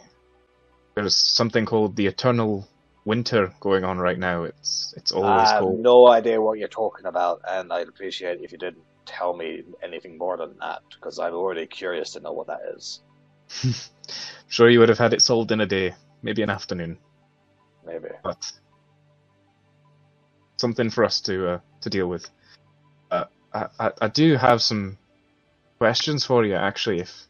Please ask away. Best use my knowledge for something other than getting caught up in my little noggin. So obviously we saw the door protecting the Colossus in Drogon de Mordor. Aye. What was the purpose of protecting the corpses? If the Trask had killed them, I know that Argoneth was looking for them, but do you know why? The Colossuses were primordial beings that made up much of the material and elemental planes. They were the first and only time gods of all pantheons and moralities came together to create something. They were the designers, but the Colossuses were the builders, the artists, and then cosmic balance had to be restored. As they represented the rules that made the planes, a creature was born that represented the chaos to break it all down. That's the Tarask, my boy. Its rising is such a significant cosmic event that gods take notice. And I see that Morden shines his light on you. I imagine he is keeping a personal eye on the situation as it's unfolding. Anyway, the Tarask defeated the Colossuses and went to slumber, and it's risen 4 times since. Civilizations were destroyed because of it. It's been a brave bay tradition to overwatch all the Colossuses. Were they to be resurrected, the pure destruction they would cause as they try to revert the world to a normal state would be inconceivable. Kolga took the tradition from me, because I swore an oath to Windward. Well, you've answered my next question, is why was it that you passed that mantle on to her? But obviously it's trying to resurrect them and Aye. turn things back on the proverbial clock, as it were. We've got plenty of time, Korgrin. Only a few seconds are passing out there in the real world. We've met Ulara. Aye. I know Ulara. Aye. Quite obsessed. Why did you curse her? Because I saw in her a will to survive more than any other drow I'd ever met.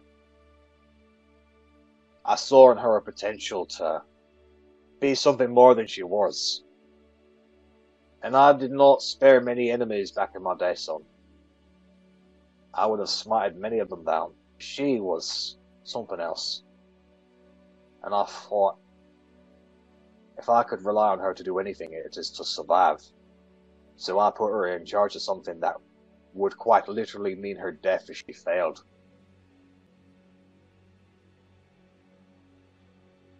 And would you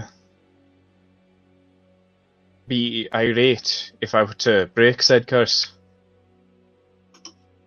Well, the curse, Korgrin, is a placebo. There is no curse. She believes there is one. Well, that's good to know, actually. Huh. And if you go to her and you tell her that I gave that power, the curse transferred onto you, well, I'll be honest, she'll probably treat you the same way she treated me. She'll try to kill you on many occasions, I'm sure, but she'll still respect you and revere you. Friends close, enemies closer? Aye, my thinking exactly. So, I mean, that answers that. How come you didn't just kill the Tarask? It was too powerful, boy.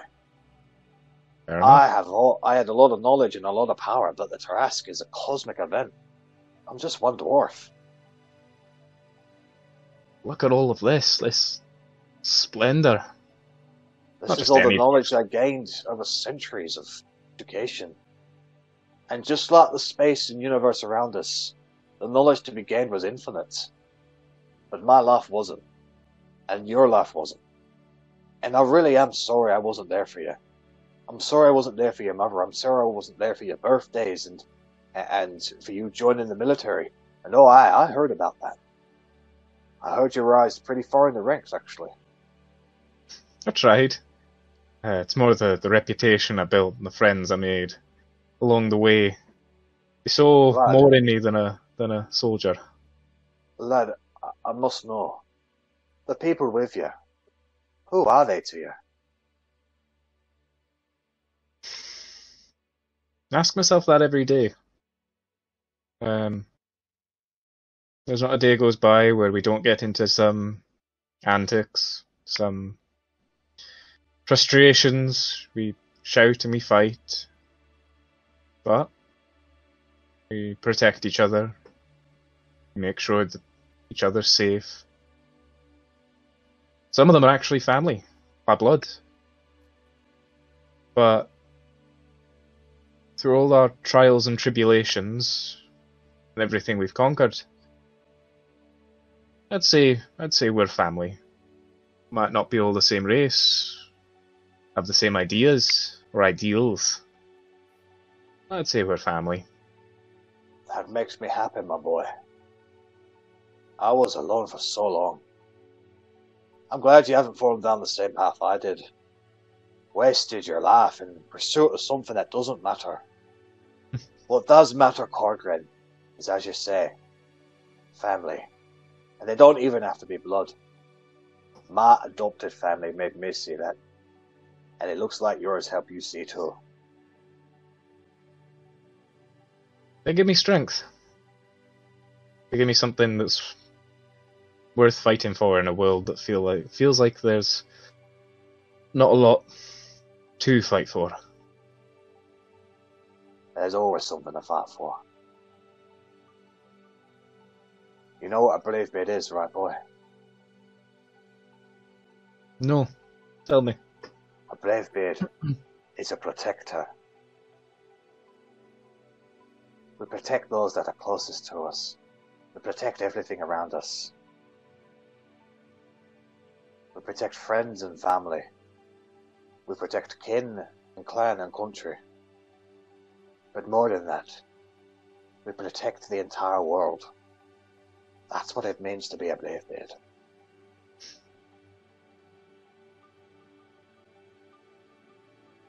Aye. I think I can get behind that. But I've actually got a little bit more. But I appreciate you're quite busy.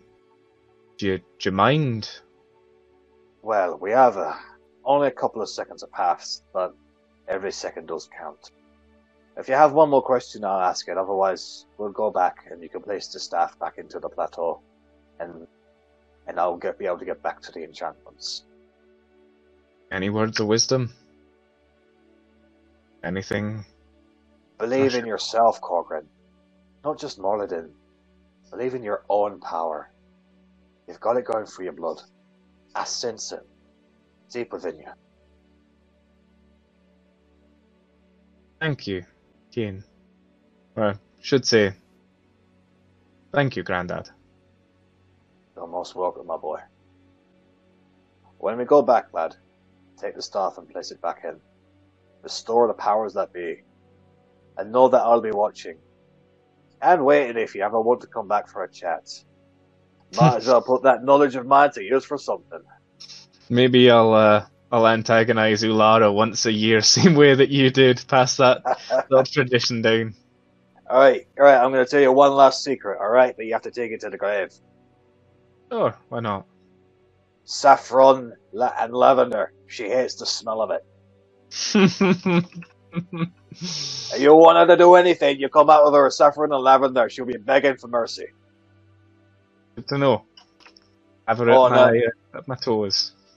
Oh, and never ever share your body with her. She does this ritual where she drinks blood, and then she forever knows when somebody is. You didn't sleep with her, did you? No, why would I do that?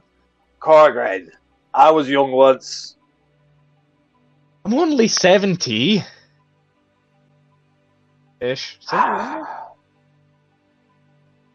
Alright, a 5th level dispel magic will do it for you, but just, do it. You need to do it within the next 24 hours, otherwise it's going to be like a permanent thing. Oh.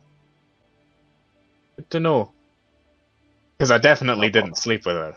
Oh, it's just knowledge for the grave and all that. Yes, of course. Well, what happens in Kane's mind stays in Kane's mind, or something like that. I don't know if that's better or worse, actually. Well, you can't add to the mess. It's already very cluttered in here.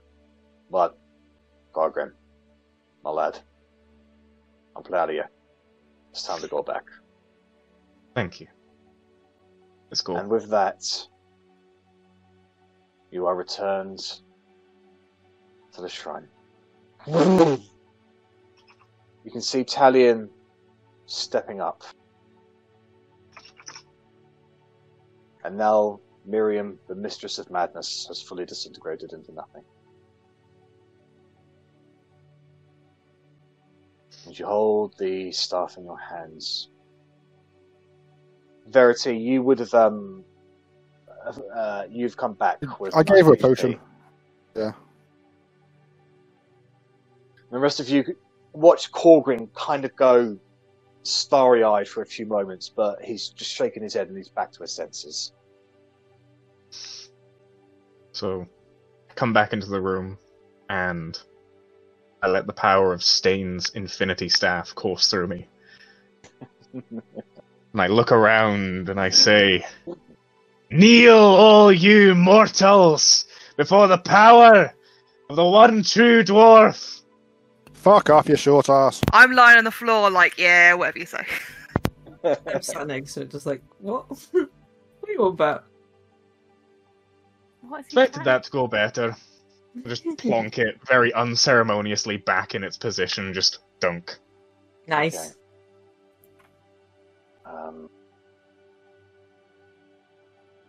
Who needs ultimate power when you've got ultimate headaches all around you? So, Promise to always be a headache. as you go to put the staff back, it almost sucks away from your hand a little, almost as if it's destined to be in that place, that spot. The power of the staff washes over you one more time. And as you go to place it back, the light around you vanishes. The green energy stops. The lights go dim. The humming stops. And Kane looks up with a wide mouth. Oh no.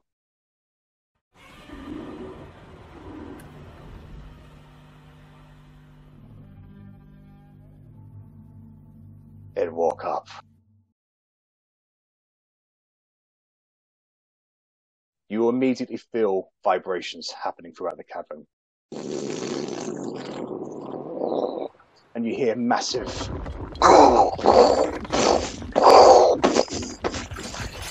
as the entire area around you starts collapsing.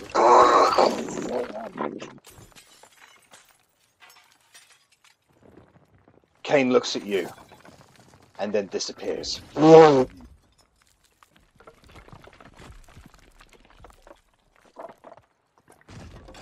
Well, this isn't good. You could say Time to go? that again. What are you going to do? Cry. Can't hear you, Corgi.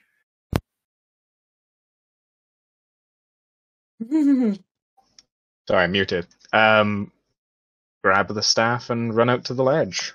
Yep. So, going back out to the gorge, the Tarrasque is gone. You can see gigantic claw marks the size of houses up the side of the gorge and a massive hole in the wall that has been clearly torn apart. Oops. Oh, And suppose he told you how to put him back to sleep.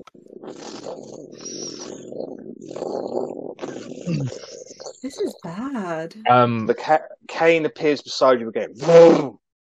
People! It's attracted to life! It's going for the closest settlement!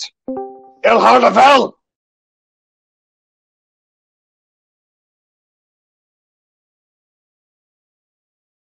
What are you guys going to do? follow it as best we can.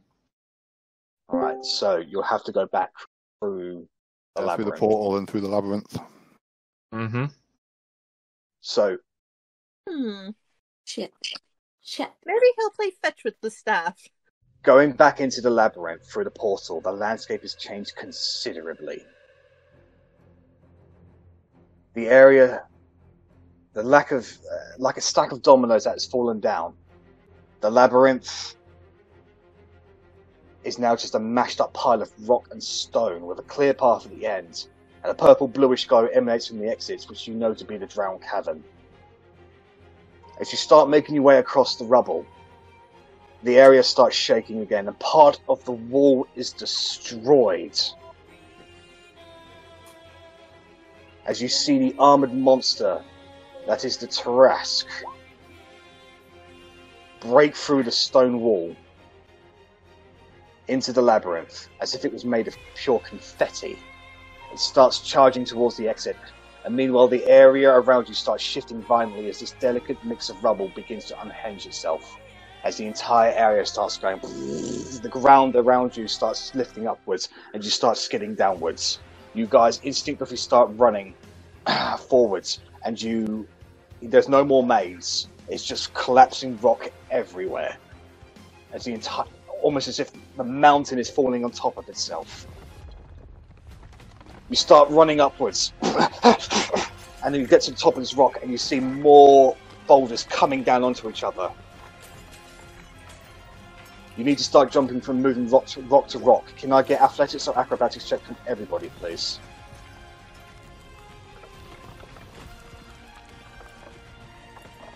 Oh, I mean, that just sums it up. That's like my fourth nat one tonight. Don't you have like reliable talent or something like that? Not till next level. Oh. Yeah, for fuck's sake. Alright, so Rennas, you immediately rush forward. However, you are caught by one siding rocks and you immediately fall off. You start falling down. Everybody else sees Rennas has misplaced his step. What are you guys going to do? Grab him. Give him the back end of the staff to pull him up. Make a quick dexterity saving throw, Rennas. Try and grab that.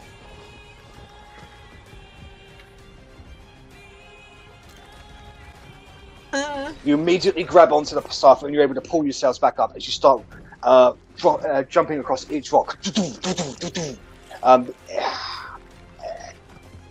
It's become completely and utterly overbearing. As you move your way, probably about halfway down the collapsing labyrinth, you can see now below is about a 30-foot drop into a more secure rock. Jump. Yeah. Yeah. Tuck Okay, and roll. go ahead and make dexterity saving throws, everybody, please. Wait, rock in the light now.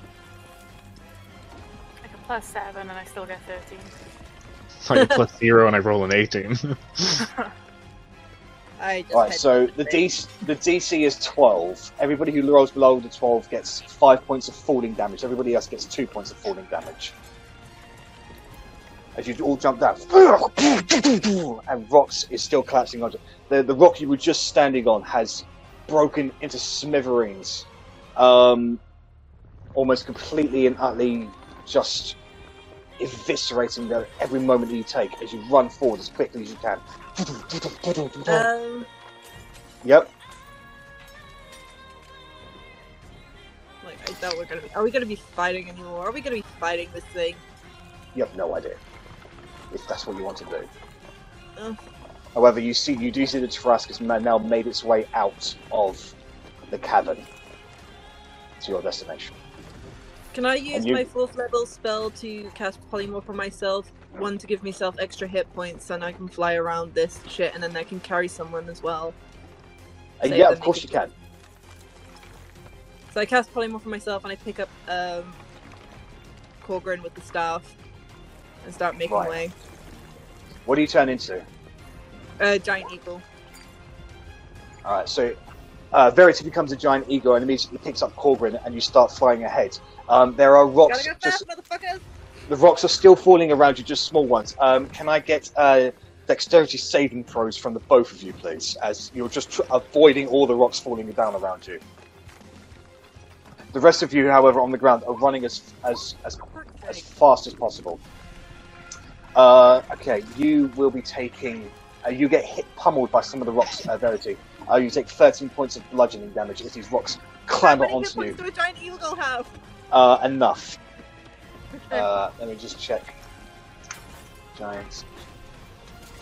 Alright. They've got 26 hit points. So I had 13 left. Yes. However, Korgrin, you were able to cover yourself over the giant eagle that to prevent yourself from getting hit by any rocks. The rest of you, however, you keep on running as quickly as possible.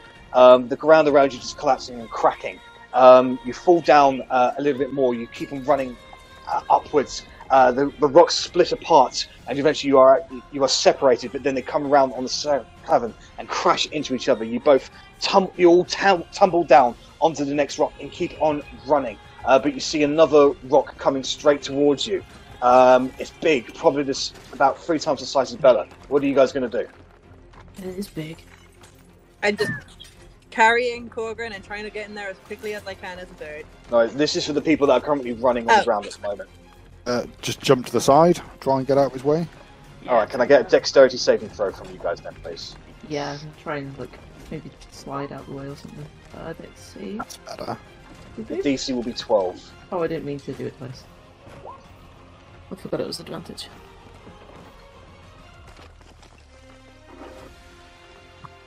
So, Otti, you are caught by this thing, and you take 21 points of bludgeoning damage as you are nearly knocked, as the ground around you collapses and you're almost dragged down by this rock. The rest of you see Otti disappearing beneath the earth. What are you guys going to do? Let's instantly grab him for her. Make a quick dexterity check.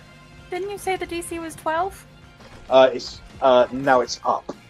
Okay. Different DC. Yeah. Okay. You're able to grab Otti, and you just pull her back onto your feet as you keep on running. You run for another 5 minutes. You can see Korgrin and Verity are ahead, just swerving in and out of all of the rocks that are going on.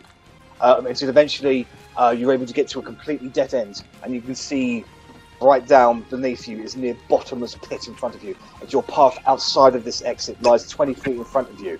Otti and Bellatrix, you know you can make the jump with a 10-foot running start. You have maybe about 30 seconds before the entire area collapses around you. What are you guys going to do? Do you have the loot with the fly? I do have loot with fly. I can only cast it on one person. I'll pull the loot out and I'm going to cast fly on Otti. Otti can make the jump without any assistance. Who else is running with us? Bellatrix and Otti can make the jump without any assistance. It is Rennas, Arrabella, and Talion who can't make the jump. Okay, I cast fly on Arri then. You got Can tiny I legs. chuck a You ain't rope gonna make over it? Okay, go ahead and make this is going to be an athletics check, Rennas. Oh, that's not good. Okay. So you're able to jump across. And you just grab yourself onto the side as Otti and Bellatrix, you're able to take a running jump and you're able to just land on your feet on the other side. Rennas is holding on, however, the area around him is starting to collapse, cracking. Your footing is about to, what you're holding onto is about to collapse. And as you drop, a hand reaches down and grabs you. You can see Talion has managed to jump across, reaching on the side, and he's holding onto you at the moment. And he just lifts up with all of his might. It just throws you on top of the cave side itself before putting himself up. Just as that moment, the rock that you were just on is now completely crumbled. You guys keep on running, going for the exit of the labyrinth itself. Verity and Korgrin, you guys get out first. Just in time, as the area that you're in, the bridge itself has almost been completely destroyed. The encampments, the walls have been smashed apart, and there is utter chaos on the ground at the moment. And at that precise moment, the rest of the party will be able to make their way through, just as the entire labyrinth itself collapses.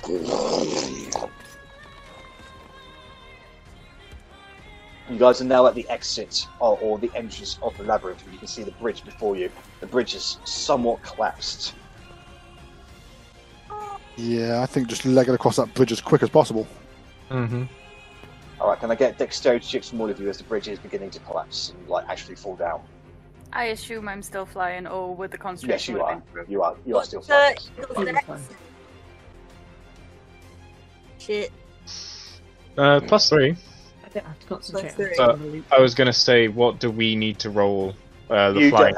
For the flying people, you don't need to roll at anything at this point. There's no more falling rocks, so you're able to get across Okay. safely. But the rest of you, you're running as quickly as you can, and just as the rock, each rock you step on is falling underneath your pressure, and your best just literally inches behind you is just a drop into sheer nothing. But you're able to get your side onto the other, able to get onto the other side of the bridge on solid ground, and you've maybe been able to escape the labyrinth. If Korgrin's able to get onto my back, would I be able to carry Arri as well?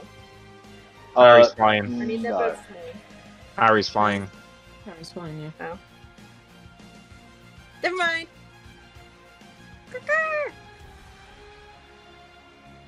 You're immediately surrounded by surviving drow.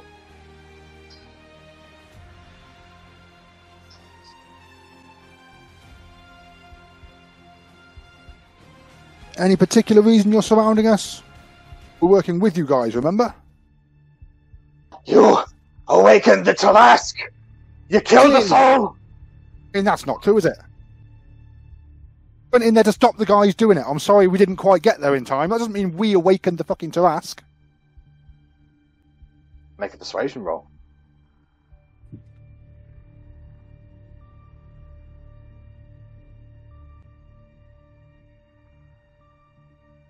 They do. Some of them do seem to pay attention to your words, but they are panicked at the moment. Can I ask Verity to drop me?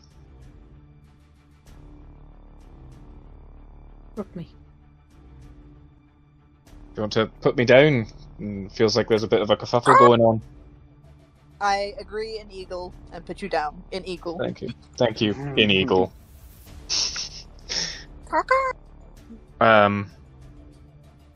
Just trying to speak to the survivors. I feel like now's not the time to be fighting amongst ourselves when there's a greater threat, don't you think? Which way did it go? Point us. It's gone for Arrabella and all the people there. I don't think we need a survival check to follow the tracks, to be fair. The tracks are the footprints are bigger than you guys, each one of them.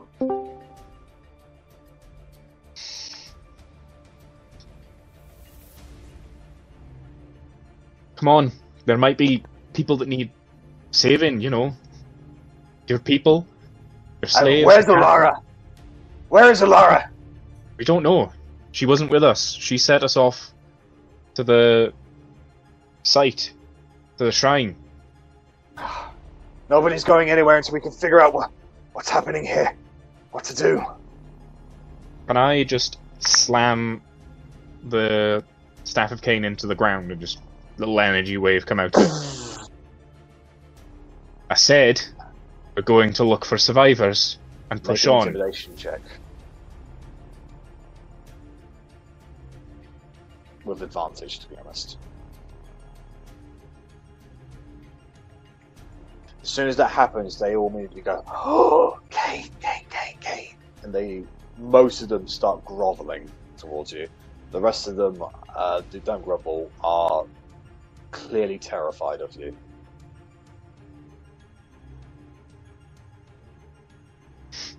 I don't want your worship. I don't want your reverence. Help your kinsman. Come on. Yes, yes, yes, yes! And they all start rushing off to start lifting boulders to get drow out that have been trapped underneath them. There are a couple of few undead around that are still alive, but they're like crawling on the floor with crushed legs and bodies, and some of them they just can't even move at all. They just go like on the ground, just going. But whatever semblance of an army was here has now been completely and utterly decimated. You cannot see beyond the walls as the walls or the entrance have been crumbled. It's whatever the Tarask clearly just walked straight through this place and just left a scene of destruction in its wake. Is there any chance of being able to go up and around? Up and over? Yep. Ascending the steps to get a better look. You can now get a full view of the cavern. And your eyes are feasted upon a scene of pure terror. Arrabella lies in ruins. Flames bellow throughout what structures remain. The Tarrasque, massive, stands in the middle of the ground. Visible even at this distance, it roars out and shakes the very foundations of the cavern. A few minutes. That's all it needed to destroy a drow stronghold utterly. The unstoppable beast is loose, and if it turns its gaze upwards, Jaros Jukai is next. Not even all the knights and guards and Oathsworn and Reichstag could hope to stop this calamity. Pretty sure we can't either. Hopelessness seeps its way in. The end of the world is nigh. Korgrin, have you read through the staff? I have. You stare at it, still resonating with limitless energy. You understand its nature, its purpose, its power. You begin to step forward, and the weave itself beckons to make way with every step. You can feel the eyes of Moradin on you. The eyes of your companions who don't truly understand what you're doing. Even the eyes of other entities you don't know, but are somewhere out there in the cosmos. You step onto a battlement, and the beast seems to be drawn to you. You lock eyes with the Tarrasque, and stare for a few moments. It roars out. Anger, hunger, hatred, chaos, fear. All these are sensed by you through the staff. They are connected now, and the Tarrasque knows this. It begins to charge towards your position, leaving a trail of carnage in its wake. You have a moment of clarity, as Kane's spirit appears beside you. Korgrin! You know what you have to do now! It's our only shot! But I only just got you back. It doesn't matter! You know what you have to do! You have the strength! My life is inconsequential towards yours and your friends. My time is over. It's your time now! Sorry, Grandad. I love you. I'm proud of you, my boy. And you understand what it means to be a Bladebeard, right? I do. A Bladebeard is a protector. And he puts his head close to yours, so you're locking foreheads. And not just of friends and family. Of kin, or clan, or country. No. A Bladebeard protects the entire fucking world! And with that, I would like a callback to Gohan when he's doing the Kamehameha against Elle, and Goku is behind him, and point, channel, fire. Right. Kane's spirit smiles before it evaporates into the staff, which starts vibrating horribly. You hold on to it with all your might as the air becomes heavy. Fresh cracks appear in the battlements. You can feel your power, your energy, your essence being drained by the staff. You hold fast, and at the point of breaking, the staff explodes in pure energy. A complete whitish blue beam of power shoots forth, enveloping all in its path. The beam hits the Tarrasque, which screams in pain. Yet it fights back and stands its ground. It's using its legendary resistance to resist the main effect. What are you gonna do? I would like to expend all the energy of the staff. Blood bursts from your wounds, your nose, your mouth. You force the staff beyond its limitations, and it overpowers the Tarask, which is enveloped in a sphere of cosmic energy. It struggles against its rapidly growing restraints before disappearing beneath the surface of the earth, as the energy prism burrows downwards, never to be seen again.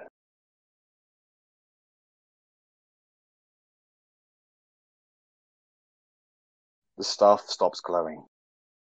The blue gem goes grey, and Korgrin falls backwards, unconscious. You've all leveled up. Korgrin, your intelligence has increased by 2. You have gained proficiency in history, and you have gained the linguist feat, as the staff becomes completely and utterly inert. And that's where we'll end tonight's session, guys.